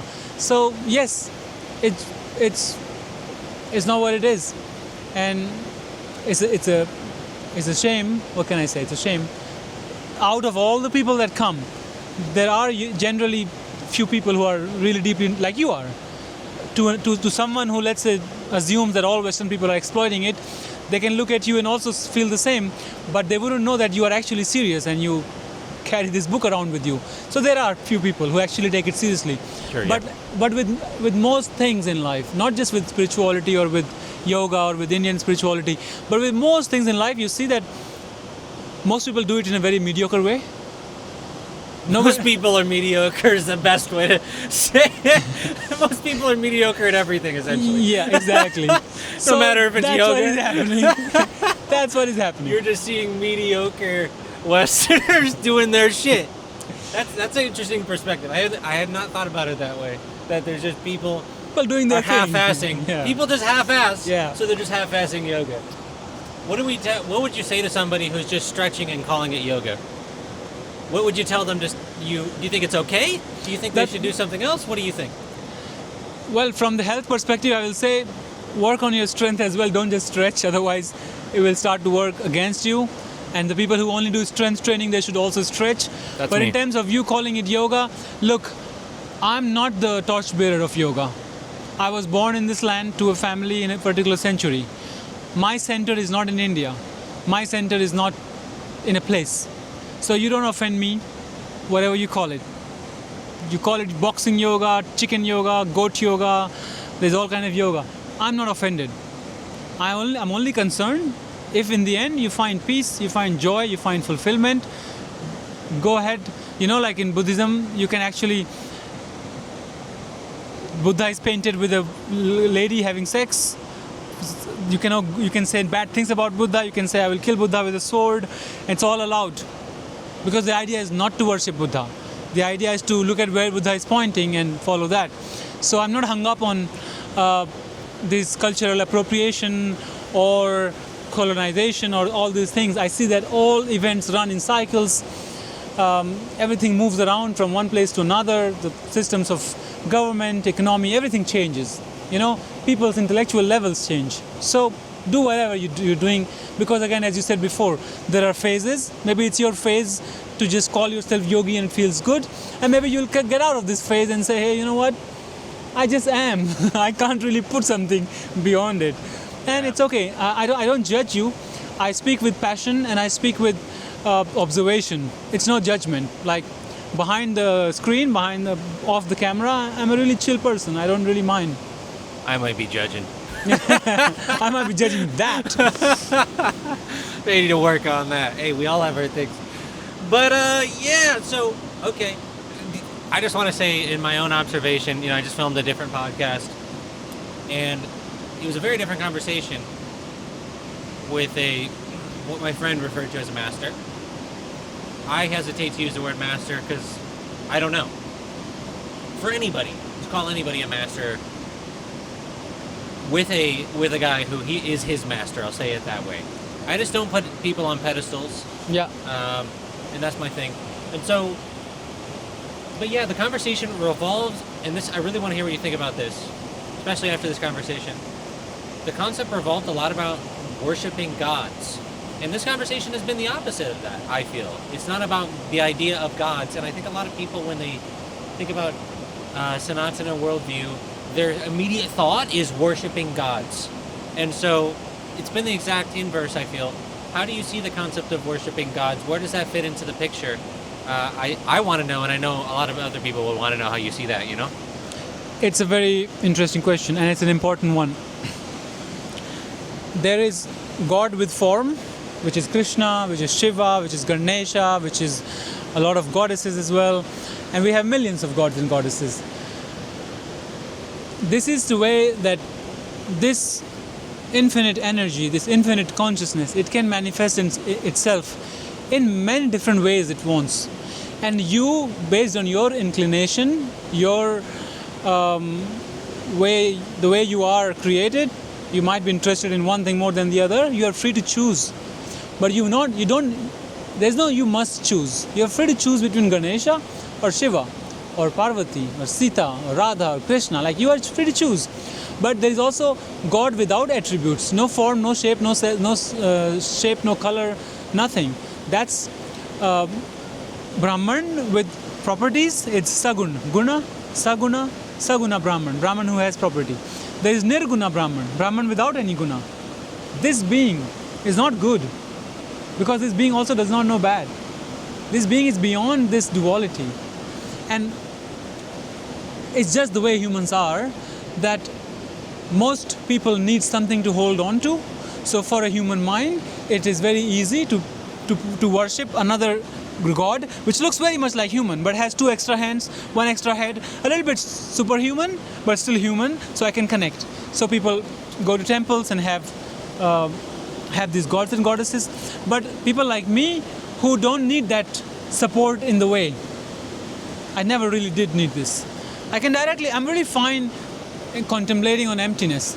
But based on what happened in your life sometimes, I don't know, your parents, you were just a lonely child with only single parent, and they left you home and they went for work, and you had to stay home for 9 hours a day. Fast forward 20 years later, you're in India, and you talk to me and I say, hey, just emptiness. You go practice emptiness, you're freaked out, all your traumas come out. So it's not for you then. Then it's better to have like a nicely colorful image of a god that you worship to. So I think once you know what your inclination is, which way do you feel more connected? What helps you focus more? What helps you feel this alignment within? Go for that. It's not a must thing that, look, I have an altar and I have this there and I have this. Anything that you do because you can tell others, or if I suddenly come to your room and you are very curious what's my point of view on that, then you're still in appearance. You're still outside. But once you don't give a damn, I come to your home, like you say the grandest things ever, and you come to my place and see garbage around, you get two perspectives on me. That's how I see it. You don't get to dictate me how I am or who I am. But that level of surety, that level of openness comes by being open, by not being sure. Like all the things that I say, it's just a human being's mind using speech because it has the ability to speak, speaking in this way. All of this could be one giant trick. But I have come to a point in my life, I don't care. I love talking like this. I might be the biggest fool ever. I might be a slave to my sense organs and to this God who is, I don't know, beneficent or malevolent. I don't know. I don't care anymore. Like J. Krishnamurti said, his mantra at the end of his life became, I don't mind what happens. That's the mantra I've taken as well. I don't mind what happens. I'm much more curious to see what happens and how I respond or how it responds, but I don't choose. Because awareness is choiceless. It just is. Ah, interesting. Okay. Yeah. So, now I want to ask you that in the context of the Bhagavad Gita. If I remember right, tell me if I'm right. Doesn't the Gita talk about how people worship gods because they want to get things faster, and that it says actually to worship me being Krishna being an avatar, God of all those gods, is God. So would you say it's accurate that the Bhagavad Gita says not to worship gods? Would you say that's accurate? It says that, but it also says that, but if you can't worship me, you worship those gods and you have my blessings. But it suggests you, it shows you the higher path, but it also recognizes that you might be taking steps. You might be in phases. It warns you that if you do, because we know we have mantras for wealth, mantras for health, mantras for peace, mantras for prosperity and all that. So there are gods that we are praying to. So literally you can pray and it works. If you do it, it might actually work. But then you get hung up in improving your karmic life, improving your karma. And he says, if you're really interested in knowing the truth, why don't you worship me directly? That would be better. But if you cannot worship me directly, it's okay, this is a step. But I must tell you. That's how I understand it. That's what he's trying to warn you, that hey, I want to make sure that you know. The rest is up to you, and I'll give you my blessing if you later on come to me. Because the gods you are praying to, they pray to me. I am their God. Yeah, that's interesting. Yeah, and how do you see the word worship? That's I think a super important question. I want to ask everybody that I talk to here in India that question, because I hear that term often and people give me different answers, Everybody is free to love their God as father, mother in India. Father, mother, no form, no name, no shape. Lover, friend. If you have the image of someone elder, then you have the feeling of worship. But if you are a friend or lover, then you have a communion with them. I don't have a feeling of worship for God. Like if God really comes and says, Hitesh, I want to talk to you, I think I'll just speak like this. So, well, what came to your mind? Why did you create this world like this? Why am I just you? And like, I won't feel, maybe it will be a feeling that I can't be, and it will be, then I will bow down and touch his feet. I don't know. I can't tell. But the feeling of worship in the sense that I need to put this on a high pedestal, in a high mantle, and then worship it, doesn't come to me that way. For me, I am that. If I worship God, it's like I'm worshiping myself. And it doesn't make sense to worship myself. It makes sense to just be myself. So, do you see God as a being? So you see God as beingness, would you say? I'm trying to understand the worldview. You're seeing God as a beingness itself. And so if God is beingness, then you are God. But that also means everybody else is God. Everybody is. And everything is. God. I think it's an important thing, because I think people might hear that and be like, you're God? It's It's like, well, if everything is God, if God is beingness. The thing is that we're using the word God a lot, and there's so much interpretation for God. Yes. That's why it gets tricky. Everybody use God. Yeah, but you're a being. And then everything is a being, a rock being, a river being. Let's not get hung up on the word. What I do actually in my conversation with people is that if I see they're religious, I use God. If I see they're very scientific, I use consciousness. If I see that they are somewhere in between, I use being or presence. I'm okay to change my word because again, it's not the word, it's what it points to. Yeah. And yes, popular religion wouldn't want you to believe you're God. It would want you to always live in a lack, in a perpetual lack, feeling of lack, and a perpetual feeling of being a sinner, so that everybody's business runs well. If everybody believes that they're okay and just they do their thing, all the shops will close down, all the churches will fall down, and I think the organizations are big enough, strong enough to make sure it doesn't happen. So keeping this power dynamics, keeping this hierarchy intact in religious business doesn't make any sense to me. No sense to me. The only reason if I sit on a higher place, if there are 50 people, the only reason is that they can see me better. There is no other reason. If you sit on a higher place because you're a guru, I don't get that. Interesting. Yeah. With that being said, a big question I have here in India is, the first official episode of the show was, what if the gods are real? So it's exploring the idea. And so somebody who's been in the culture, you come from it. My big worry is that gods are not real.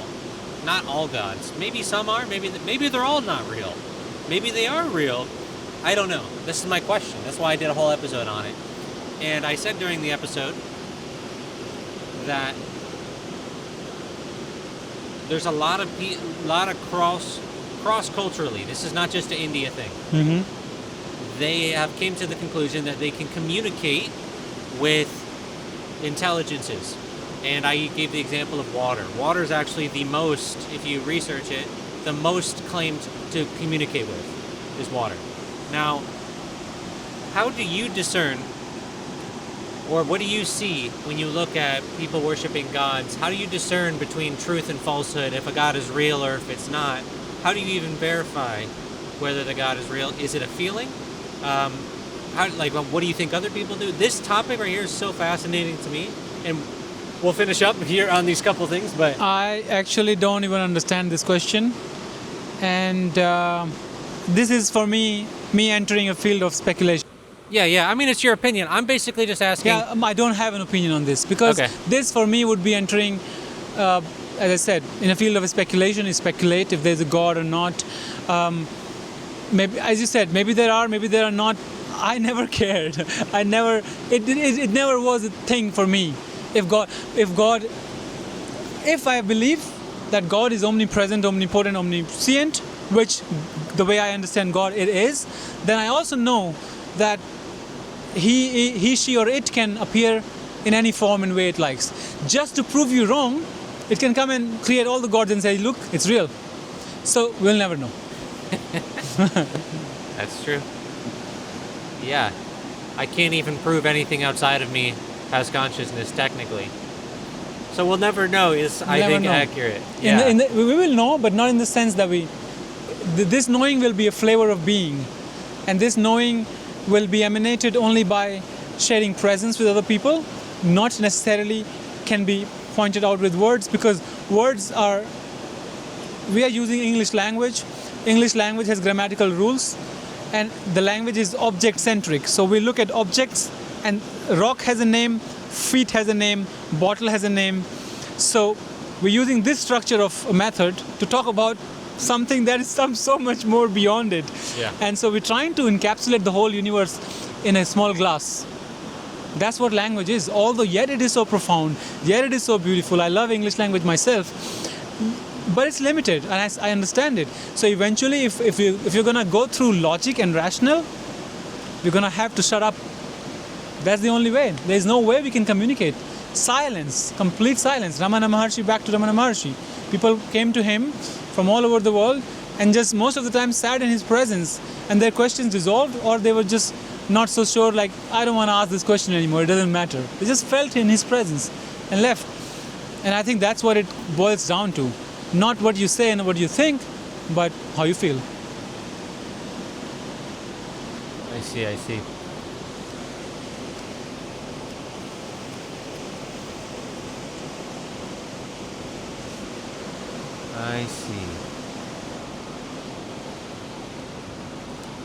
I'm just trying to figure out the truth, and I speculate that I question whether or not what people place their power into outside of them is actually that. And I wonder if a lot of our suffering comes from not realizing the divinity, you could say, or the essence of what we are. So at the core of that question, it's really what is within us rather than outside of us. I'm trying to understand it. That's the game, bro. For me, the game is I'm trying to understand it. Of course, no, I don't. I totally understand. Yeah. And I see another point of view is coming to my mind. Why it might be okay, a good thing that they do this, that they worship outside, because so many times with a half-baked understanding, half-baked realization of all this, it only creates more ego, more power game, more hunger for power, because you have some energies awakened to you, as described in Patanjali Yoga and also described by Yogananda Paramhansa in his book Autobiography of a Yogi. And then you begin to think, I am becoming God, like I have extra powers. But that is sure way to a living hell within your lifetime. So people are sometimes aware of this, because power corrupts, absolute power corrupts absolutely. So people are aware that this might happen to them, so we better place it to an entity in my temple where the whole family goes, and this is the sacred chamber of this family. This is the sacred place where I dedicate my beingness, or whatever it is, my spirituality, my religion there. When I come out, I want to stay connected with that being, but I'm not significant, I'm not powerful. And you will find a lot of people in India who live like this, who say, no, if you tell them, good job, you have a successful YouTube channel, or good job, you did this, they say, it's a natural cultural thing. God did it. God did it. Good things, bad things, ugly things, they didn't do it. God did it. And they mean it. They say it with so simplicity. You will see, you saw death today, you saw a body cremating, and you saw all the villagers were sitting. And for context, we were walking, and we just stumbled upon a cremation. Yeah. That's how we got to the body. we didn't see anybody killing anybody else. And the villagers are sitting and observing. Yes. If you would focus, you will see that they're all sitting with a calm, with a gravity and calmness. Death in our culture is no big deal. People die, and it's all fine. And also why? Because death is visible. You can see it. Every now and then you can see it. I lived in the West for several years. Never saw a dead body, except one time when I really went to a funeral. Never saw a dead body. Fancy, posh, big cars will come and take the body away. And until many years later, I didn't even know why these cars are the way they are. Someone told me, a friend, that these are the cars that carry dead body. That's why they have this big bump in the back. So the death is hidden consciously from the eyes of people, which is a living reality. Every moment we're dying, every moment we're living. But there is no experience with death and dying, and then we are afraid of it. We are completely freaked out by it. Disease, we are freaked out by it. But here, everything happens tranqui. Everything happens slowly in a chill manner. Yeah, it's okay, we die. It's fine. So we worship externally to remind ourselves that I might be fully made in the image of God. I might have all the godliness, all the properties, but I'm not as big in magnitude. So the power center is still with him, and I'm okay giving my power center at him. In fact, for a lot of people, it's easier to give the power over, like a child, right? A child is very happy. For her mother is her universe, her mother is her God, her mother is the only reason she's going to survive, and the child doesn't question it. Child completely lives with that beingness and has no ego, has no like me, I. So the path, the way that I've been talking until the whole podcast, this is a very tricky path because it can give rise to ego. And I have had that phase as well. But now I feel like eventually it brings you to humility. Eventually you're like, okay, not with my intellectual brain, with my heart, like this. That's how you open. But I was just simply attracted to that. My father is a mix of both. He's as intellectual as I am in terms of if it comes to talking about these things. But when he goes in a temple and sits in front of an image of a god, tears rolling down his cheeks, and I'm like, dude, like, how is it possible? I'm sometimes envious of it, that he's got the best of both worlds. He has got the razor sharp intellect to cut through all the arguments and all that, and claim that, it's all one, there is only God. And then when he goes in the presence of a temple where the energy he feels, he cries like a baby. He's a child there. And I think it's a beautiful paradox. It is. It is. And yeah, I mean, in the Gita, from my understanding, again, it talks a lot about surrendering to that essence. Yeah. And so it's the same idea of, I didn't do it, and in the terminology of the Gita, it would be, how would you say, Krishna did it? Yeah, I didn't do it, Krishna did it. Because again, the point is that it's not just if you are actually a very scientifically bent in your mind, you can still come to the same conclusion. There is no center in our brain where I lives. The left hemisphere of the brain is all about focusing on small things at a time, zoomed in perspective on details and competition and going for achievements.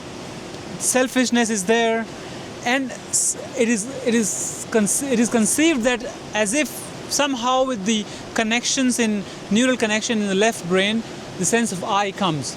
But there is no center. Literally, if you map the brain, there is a center for language. If I hit you there, that's it, you can't speak anymore, literally. And the rest of your head is fine.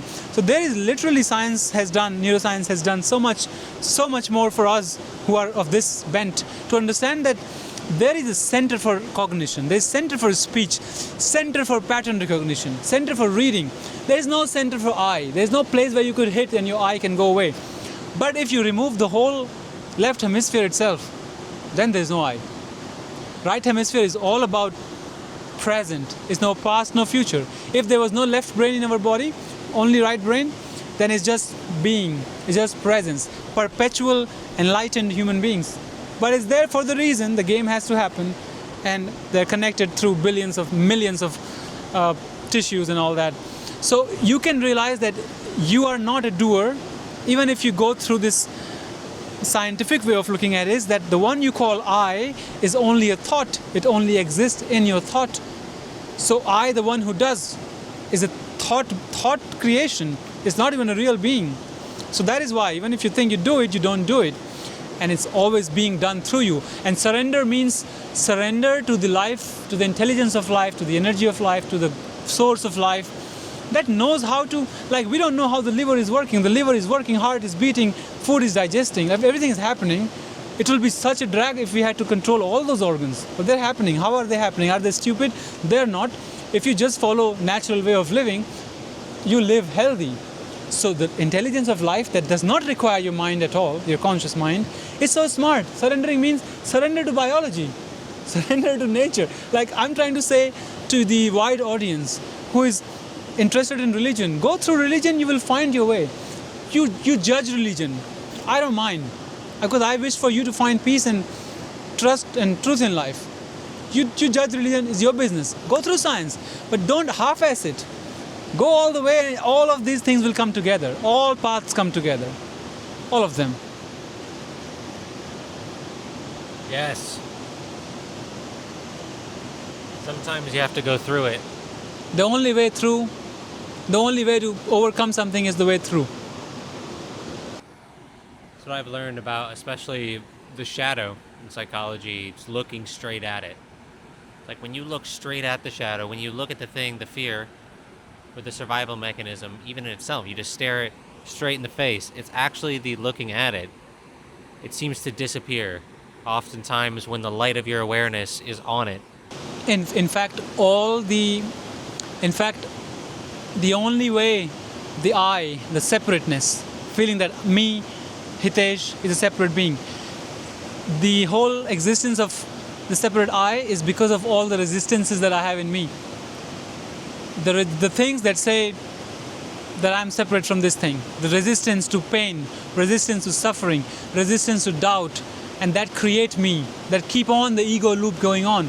But the moment I'm with my beloved, or even sometimes, I'm with my cats, not anymore, my cats are not with me right now, but I have moments when I come home and I would sit with my cats for 2 hours straight, and I wouldn't know when the time passed. The space disappeared.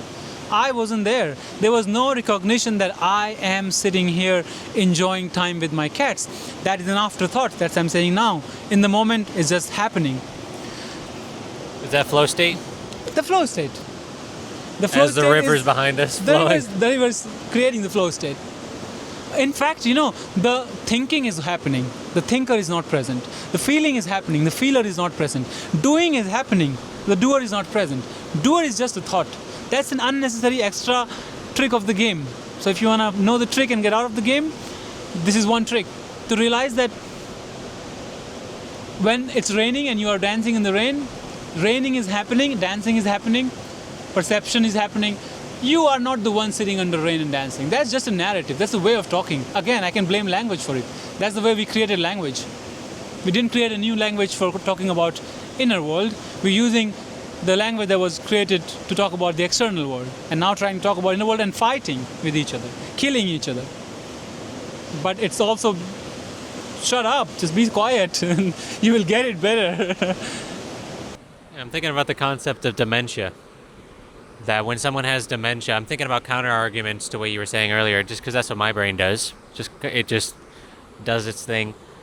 And the counter argument of if you do hit a part of the brain, you actually do forget the I, but it actually supports your argument because the person still exists without the memory of who they are.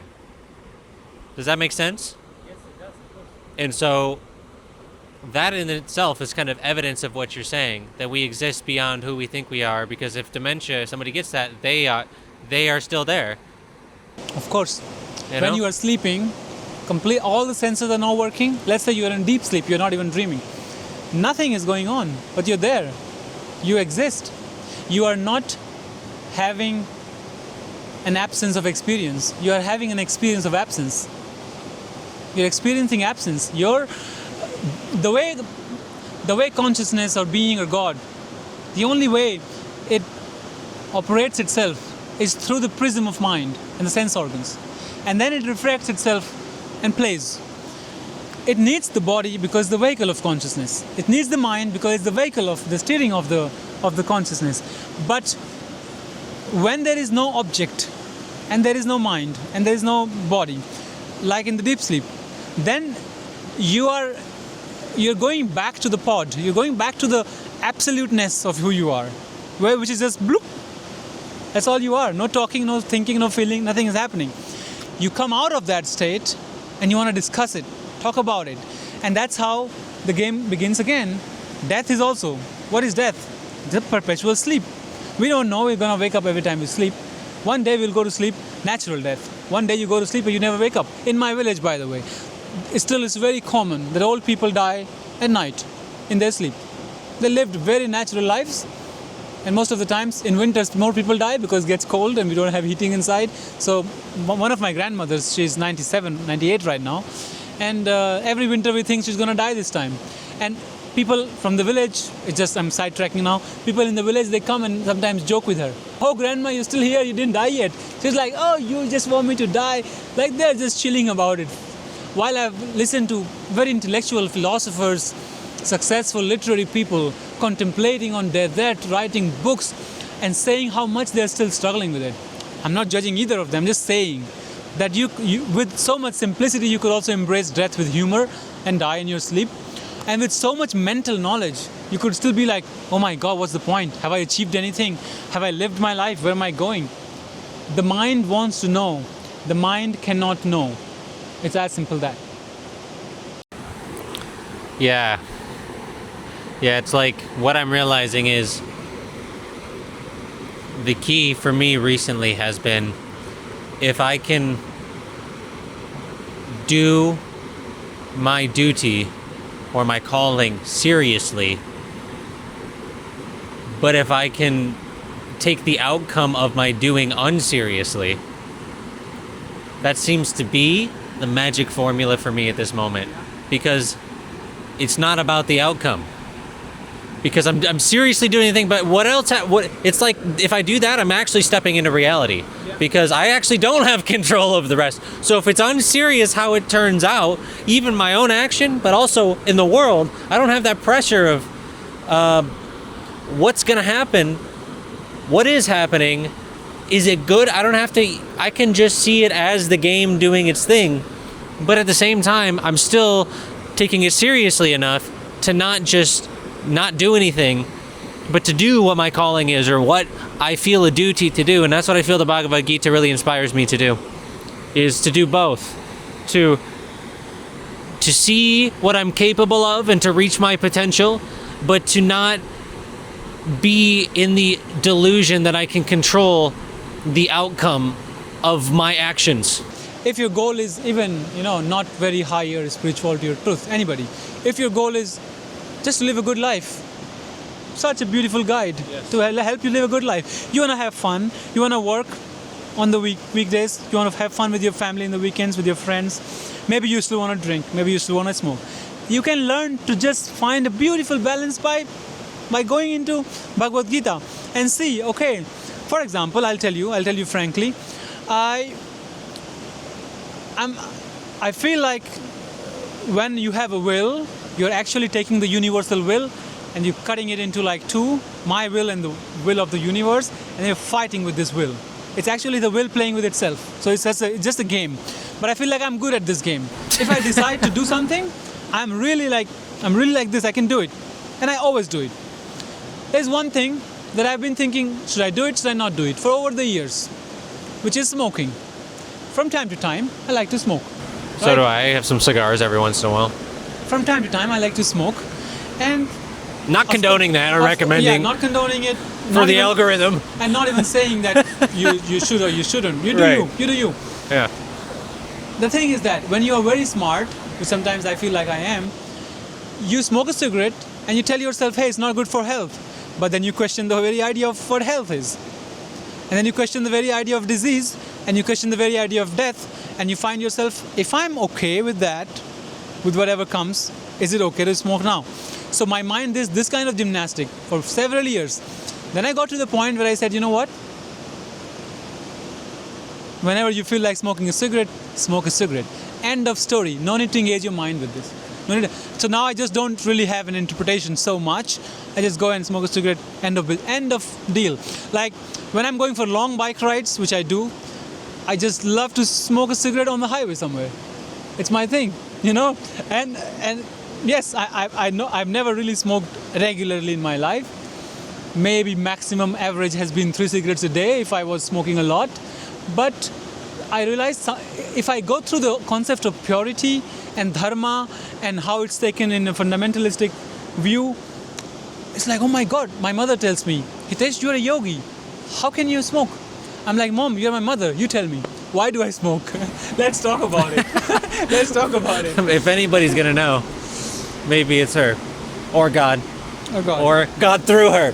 Who knows? It's actually, you know what? It's God smoking. It's not me. Okay, buddy. Okay, buddy. And the God will have a disease and the God will die, I said I don't mind what happens. Look, naturally I have so much love for people and for life. And naturally I live a good life. Why do I live a good life? Don't see that I am only thinking about because what your brain will do is that it will justify your every behavior. So my brain is justifying my smoking behavior. I'm well aware of that. But my brain also justifies my good behavior as well. It says, yeah, look, you are loving and kind because you're... But the fact is that I don't know why I am the way I am. I don't know why I am good at the things I am. I don't know why I'm bad at some things. I don't know why I try so hard and succeed while others try so hard, they don't succeed. And I don't know why sometimes I don't have to try so hard to succeed. In the end analysis, I realize that these are the wrong questions I'm asking. I'm not the one doing it. It's as simple as that. That's why it's happening. That is why I also cannot take credit for anything that happens good through me to others. I don't take credit for anything. Life is doing it, I'm not doing it. But for the sake of social norm, I take blame. If I do something bad, I say, okay, it's my fault, I'm sorry. Just to keep a social system in place. But in my heart, I don't even take blame. I'm like, I'm not doing it. It's happening. And luckily, with that in my life right now and for the last several years, nothing wrong is happening. My relationship with my friends, with my family, with my animals, with random people, with strangers, with anywhere in the world, wherever I travel, my relationship has just improved. People just come to me and say, hey, you seem the most harmless guy. That's how we met. Seems chill. It seems like we can share a table together. So this gives me a feedback. Like I'm still in my ego, and sometimes I'm like, wait, is it going okay? Then I ask for feedback from life, and I see, okay, the feedback is good. Health is good, wealth is good, family is happy, wife is happy, everything is happy. Random people are happy. What else do I want? That's my God. All of this is my God. All of this is the end of my seeking, because everybody who's seeking will seek.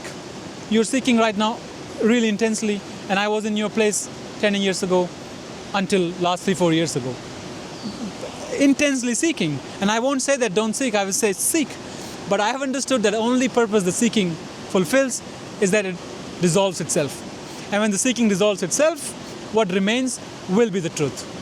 But then seeking has to happen. Some people will seek more, some will less, some will never seek. But everybody needs to do what they need to do. And I think seeking is one of the beautiful things. Instead of seeking random 1,000 things of life, seek the truth. Why not? That's a beautiful thing. Yeah. That's interesting. For me, seeking isn't just dissolving itself.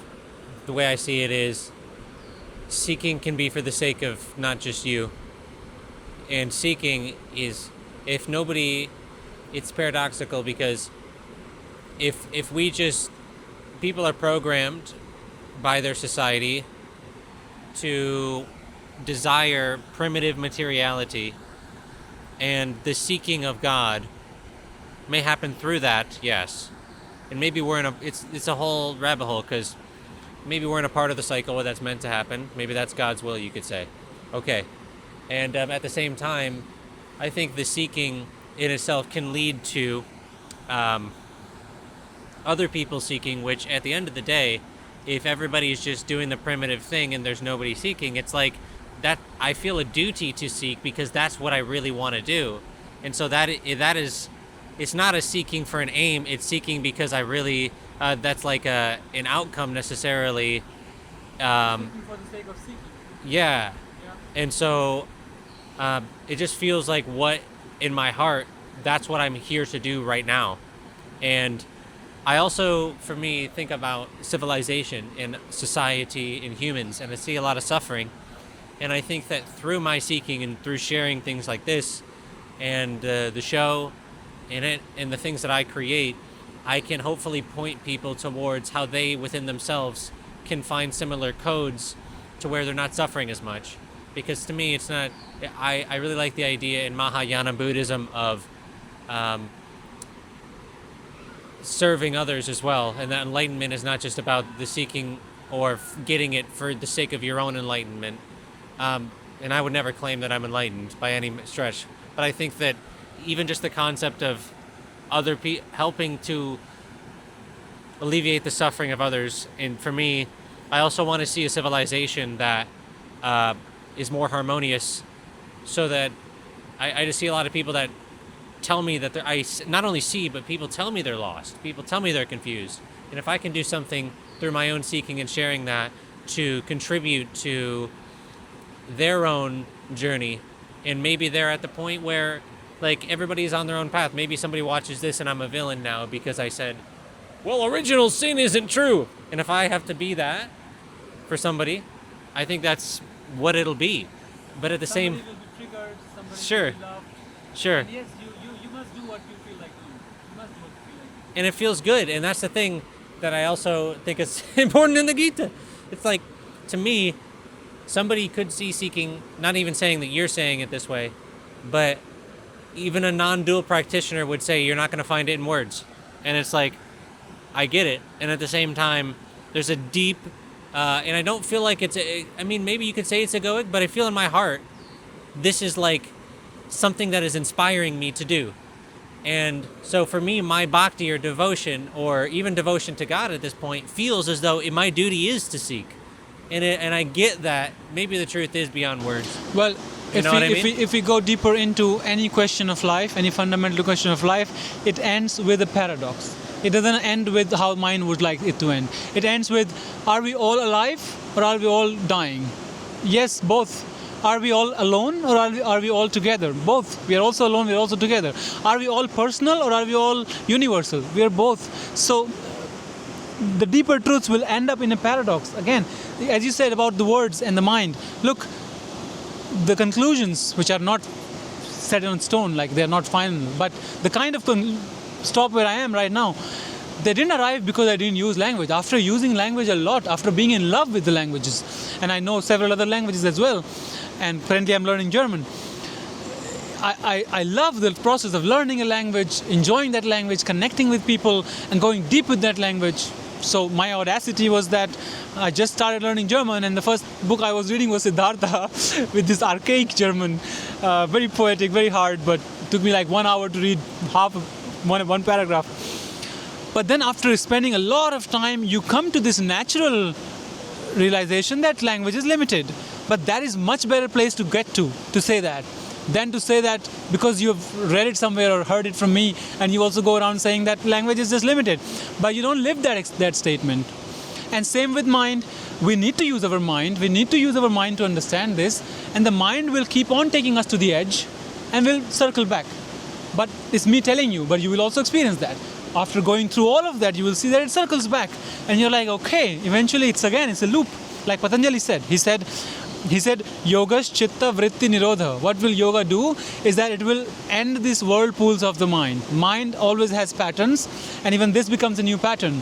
So I'm like, okay, if I'm trying to grasp at the reality, just like sand between my hands, the tighter I hold, the more it falls. So I'm like, okay, now I get it. I have reached the limit of my rationality, limit of reason, limit of mind. And then something different flavors from within. But for that, this process that you are in right now, I admire that as well, where you take the backpack, go to different countries, you learn. Man, that's amazing. That's a very beautiful way to live your youth, because you have, when you are youth, which I still am, I'm 37, I feel very young still, of course. When you are young, you have not only the interest and everything, you have the energy. You have the energy you need, like when people, in Indian context, I've lived in Europe, and I know that people in their 50s, 60s, 70s, they change their lifestyle, they do crazy things even at their age, and they don't think of them as being limited by their age. In India, if you're 40, you're already getting old. In fact, many people are getting old at 30. You believe that, you live with that mind. If you have dreams unlived, unfulfilled, you say, now my children will fulfill them. So I come from that society where 40 is really old already, and people don't pursue or change anything in their lives because they're like, it's too late for me. And I'm the guy who still runs marathons, who still runs in the mountains and all that. And people see me and they're like, how old are you? I tell them my age. You are so old and still so fit. I'm like, dude, it's only in your head I'm so old and fit. In my language, I'm young and fit. That's how I am. So when you're young, take risks. Again, be careful about what kind of risk you're taking. Take risk, fail, it's okay, learn, have energy, explore, because you get 50 or 60, you get tired and set up in your ways. You like the same coffee shop, you like the same couch, you like the same library, and you're like, yeah, it would be nice to go to another country, but maybe I let it be. But the youth says, come on. Someone said youth is wasted on the young. Let's change that. Let's not waste it on young. Let's just have the best opportunity to have wisdom in your young age. Then you live for the rest of your life. Like the materialistic, they're talking about financial freedom. They say have financial freedom by the age of 40 so that you can live free. I say have the spiritual freedom by the age 40. Then you can live free. Yeah. As soon as possible, we're trying to find that spiritual, we're trying to find the freedom. That's the goal. And the goal, as you're talking, what's hitting me too is the concept I think you hit was really important of you use the mind and you used these tools, but then you set them down. And I feel as though in my culture that I come from, we're not using the tool enough. And if part of the path is to use the tool, then like, for example, I'll give an example of what I'm speculatively seeing in the world. If we aren't able to understand, because we're not looking at our own tradition deep enough, that interpretation is a thing, and that maybe what you've been told about God is not true, if you don't ever even question that because you're not at the point to even look into different interpretations or even open to the idea, then to develop the intellect enough to be able to contemplate different truths, I think is incredibly important. And I don't think it would be as important if we were in a society that was based on truth from the beginning. Yeah. But like you said, that shit would be boring. Yeah. In a lot of ways. So it's just the nature of it. That I mean, this much we need to chaos use is it. too much. A little bit of harmony will be good, but everybody harmoniously living? No, I wanna sometimes, I don't know, trigger people. So, Yes. the Dostoevsky said, I'm big on Russian literature. Dostoevsky said, give the man all he desires, all happiness, all comfort and everything, because you think that's what he needs. And soon you will see that he'll get bored of it, and he will just, I mean, I'm paraphrasing, but he will create destructive ways to ruin his life so that he can come back and find peace again. It's the pursuit of peace we enjoy more than being peaceful, because being peaceful you get boring. Everybody wants to go on vacation in Hawaii or wherever, like Rishikesh. It's nice. I've been. Yeah, and then if you just live there perpetually and never have to come back, you get bored there. So you are like the idea of being able to go somewhere, do something, and then come back to it to contrast it with something. Yeah.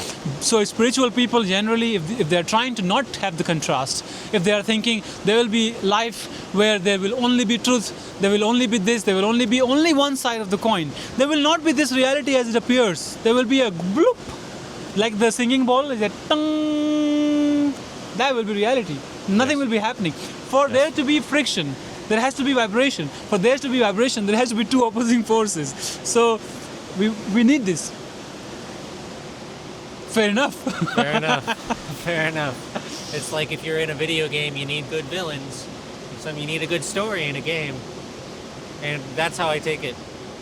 That's what I love about the Gita too. Honestly, it's my favorite story. If I had to pick a favorite, the battlefield analogy I think is so relevant to 2025 and the modern day and age. I do feel like it is a battle. I feel like it is a training. I feel like it is a question. How do we dutiful act? What is duty? How do we act in this world? What is truth? What is illusion? I mean, these concepts I think are so relevant, and I find it very similar to a video game analogy in the sense of like, if you're in a game, you're gonna have to do things in the game that you're like, what do I do? How do I play the game? If I don't remember how the game works, it's natural to want to know how. Eventually, when you go through the degeneracy enough, maybe we come to the conclusion of maybe we should try to figure it out. And that's what I'm trying to do. I'm trying to figure it out. I think I think you're having fun, and you will continue to have a lot of fun. Yeah, man. I think it's gonna be a trip. And I'm really enjoying it so far. And we'll finish on two short questions of like related to the Gita. So for somebody, one of the things that really interested me, like I said at the beginning, was you very much lived in the culture where it comes from, and I think it gives you a unique perspective, of course, compared to somebody like myself who comes from outside of it. So what would you say to somebody who is outside of the culture where the Bhagavad Gita came from? What is something that they could take away from it, or what should they know about the Bhagavad Gita that could help them, or what could they know? Well, perhaps you could link this in description. Sure. I would share with you, I would suggest you to listen to Alan Watts describing what Bhagavad Gita is in like a 15-minute video. Sure. I'll find the video, send it to you. You can link it in the description. Yeah. Because I think if there is any person in the West who has done a great job in not in my time, like before I was born, it is Alan Watts. He was so interested in Hinduism and in Zen Buddhism and all that. And especially to explain this to the Western mind, I think he has done the phenomenal job. So if you are Western and you really are interested, there is a video from him. It says Introduction to Bhagavad Gita basically, and it's 16 minutes or 25 minutes, I don't remember. It's just so precise. You will be hooked into it. He'll do a better job than me. Nice. And on that note, shout out to the Alan Watts organization. The ones that have taken over, obviously because he's no longer with us, but they've been nothing but supportive of my work, and I want to support all their work as well. So go check out in the description. We'll put the actual organization so you make sure. This is a big reason why I'm saying this too, is because if you just go on YouTube, you've got to be careful about, is it actually Alan Watts nowadays? Because there's a lot of BS out there. I literally saw the rise of a channel where for a month or so, they were putting AI videos of Alan Watts and not getting views. And I was like, of course, people who know, they will know. But they were so consistent. Now they get hundreds of thousands of views per video. Yes. And it's not even what he said, it's ChatGPT language. Exactly. My goodness. So, yeah, that's why I'm mentioning the official Alan Watts organization. Yeah. Go and check them out. Be Here Now Network. Yep. And shout out to Mark Watts as well for all the work he's done, continuing Alan Watts. Alan Watts has been a huge inspiration to me and my work. And I truly do think it's a pioneer. So we'll put that link in the description. Yeah, send that to me or we can find it, whatever. Yeah. Anything Alan Watts is always phenomenal. And yeah, other than that, so that's outward towards other people. Now, what would you say, as somebody who's grew up in the culture, what have you taken away yourself from the Bhagavad Gita? Or what is the wisdom you've gained? Or maybe some things that you found beneficial from the Bhagavad Gita? The biggest was on karma. My life drastically improved from the day I stopped giving any damn about the result of my actions. I zoned in so much on my action because action is happening and I'm just focused on action. And I also learned that when I'm acting and I'm not worried about the result, that means my mind is not divided. So I'm not also like working on something and also stressing about the result. I'm not focusing. I'm not giving my 100%. So not focusing on the result is not just about that, but also it improves the quality of the present, or whatever you're doing in the present, it improves the quality of it. My work, actually from when I started to not care about the results have been phenomenal. The results improved because my skill improved. I'm calmer. I'm much more focused. I'm a quicker learner. Because otherwise, past, future. I made this mistake. I don't want to repeat it again. Otherwise, this will happen. None of that is happening. I'm happy just doing my thing. So yes, that was the biggest thing that the Bhagavad Gita gave me. And the second biggest thing, which is the biggest thing, but I said karma first because that's more relatable. But the second biggest thing, which is the biggest thing, is that I know deeply that there is no separation. I see that this reality is just appearance. It's a world of illusion, that my senses perceive things in a certain way. That if I touch the rock, it is not that the rock is solid. It is just that my hand and this rock, they are the world of senses and the reality that can be perceived. They always correlate. Okay, let me have 5 minutes here. It's very interesting. I hope we got 5 minutes left on this camera. I swear. One camera has died. We've got. That one's died. We're gonna ride it. We still got one. We still got one. No, go for it. As quick as possible. Okay. Think about it. If you can see, you have things that are visible. If you can hear, there is sound. If you have tactile sensation, you can actually see hard and soft. How is it that all the senses that we have, there is exactly a corresponding reality for that?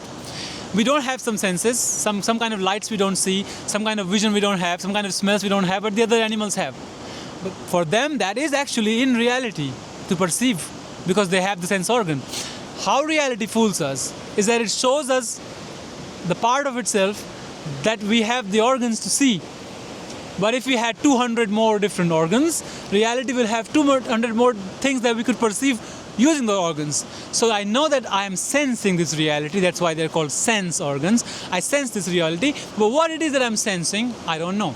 I'm sensing the river. I'm sensing the water. But what it is that I'm seeing and sensing and hearing, what is that water? It's essential nature. I don't know. So I know that in the world that we live in, first of all, it's a made up, it's the most beautiful made up world, but it's made up, it's not real. It's real, but it's not real, if you can understand that. It's very real, but it's not real. And then at the same time, even then, I'm not separate from it. I am that world. I am that nature. This rock and this me and this book and this bottle and all of this is just, we're all one. We're all connected. If you're able to see both of us in the camera, the only reason that you can identify us is because you can see the background. If you wouldn't be able And to this see... guy that just showed up in the background just chilling. I don't know where he came from. Yeah. If only because you can see the background, you can see us. If we really zoom in, and I'm going to do that, you will not know me. Because all you see is the piece of cloth. Only this piece of cloth is visible. There's no body. But as I go back, there is more background. And you see, you need the background to just see me. You need always something else. If you go ahead and describe yourself, who are you? You will say your name, you'll say 100 other things. You will have to invoke the whole universe to just talk about you, who you are. You'll invoke your parents, your school, your girlfriend, your whatnot, just talk about yourself. You are not separate. So that for me has been game-changing thing from this book. It's like I know that I'm one with it. From time to time I feel separate, of course, because my ego comes in, but I've trained my ego as well. Like I come back and I watch it, it slides away, and I'm just one with everything. So these are the two most biggest thing for me. And there it is. There it is. Thank you, good sir. It was for a pleasure. Wonderful Yeah. conversation. I It learned was- so much. Yeah, I appreciate you coming on. It's such a beautiful thing. We met yesterday. Yeah, we just met And we're yesterday. just like, I just knew there's something there. And that's what India has been for me, just following that. And I'm grateful, man. I'm grateful. And where can people find you? We can put it all in the description, yeah? Yeah. All your social media? Echoes of Existence, that's my social media. And yeah, come look around. Maybe we can co-publish this, so it goes on both we'll figure it our out. channels. Okay. Yeah. Yeah, like collaborate or something like Yeah, that. we can collaborate on it. Yeah. Okay. That'll be cool to Yeah. share our audience with each other. And Yeah. I mean, if you're creating documentaries and if my community is going to watch it, it'll be fun to keep track of all the documentaries that you made here. Let's do it. Let's do it. Let's do it. Yeah, man. I'm excited. We'll see what happens. I think this was such an amazing way to start off the Bhagavad Gita. I think I'm going to publish this first just because Let's do it. it's phenomenal. So this will come out pretty immediately to me, or that's what I think. Dude, I can tell I'm smiley right now because I'm just like so This will be so fucking much fun happy. to edit as well. Because you'll go through all the I conversations. don't know again. about editing it. I'll just dump it there. I'm just happy that this happened, and I'm just like, I feel the duty, whatever you want to call it, the calling. There's a sense of fulfillment in that, and I just hope that people take away from this that sense of understanding beyond what you get. That's been my thing, man. The Western obsession with outcomes. But if I can devote myself to something greater than myself, I feel such a sense of peace and fulfillment. And at this moment, it's excitedness too that I feel. But it's to me, it's a greater feeling of connection than any money has ever given me, or any physical thing. I've had a lot of cool physical things, but shit doesn't matter. That I would rather be backpacking in India than have a shit ton of money and be in America. What the fuck does that really matter at the end of the day? And if I can relay any message here at the end of the podcast, it's to pursue that which has greater meaning than oneself. That's what's truly given me this, such a sense of gratefulness. And whatever way we see that, whether we call it God, universal intelligence, whatever intelligence it really is, maybe it is beyond names, but I think Sanatana Dharma is a good way to put it. And so I'm grateful that we talked about it today. And it's done! And it's done, and the What sun a- is gone as well. What a great podcast with Yeah. the view. If you're on video, you can see the Himalayan mountains. Holy shit. This is one of Yeah. my favorite episodes, man. Another handshake. Of course. Boom. It's been an honor. It's an honor. Now let's ride that motorcycle back. Yeah, let's do it. Oh my god, dude. So good. Seriously, so good. Alright, How much time did we spend here? And my final thoughts on this episode was that I'm just really glad that I did it. It was interesting that I met Hitesh at a cafe and then literally I said, "You want to do a podcast tomorrow?" I just kind of felt immediately that the way that he was speaking would be perfect to give people the basics. And let me know if you thought this was helpful. Drop a comment if you're on a comment platform. Drop us a like if you're on a like platform. That really helps. Subscribe or follow the podcast, and drop me a nice 5-star review if you're on one of the listening platforms. That would be amazing. The little things really do matter. And remember, What If with Nick Zai, the episode on the Bhagavad Gita, when that's out, if you liked this podcast, you will absolutely love that episode. I guarantee it. So yeah, that'll do her. If you want to support the podcast, all the different ways are in the description. I'll see you on the next episode of The Human Game. And until then, peace.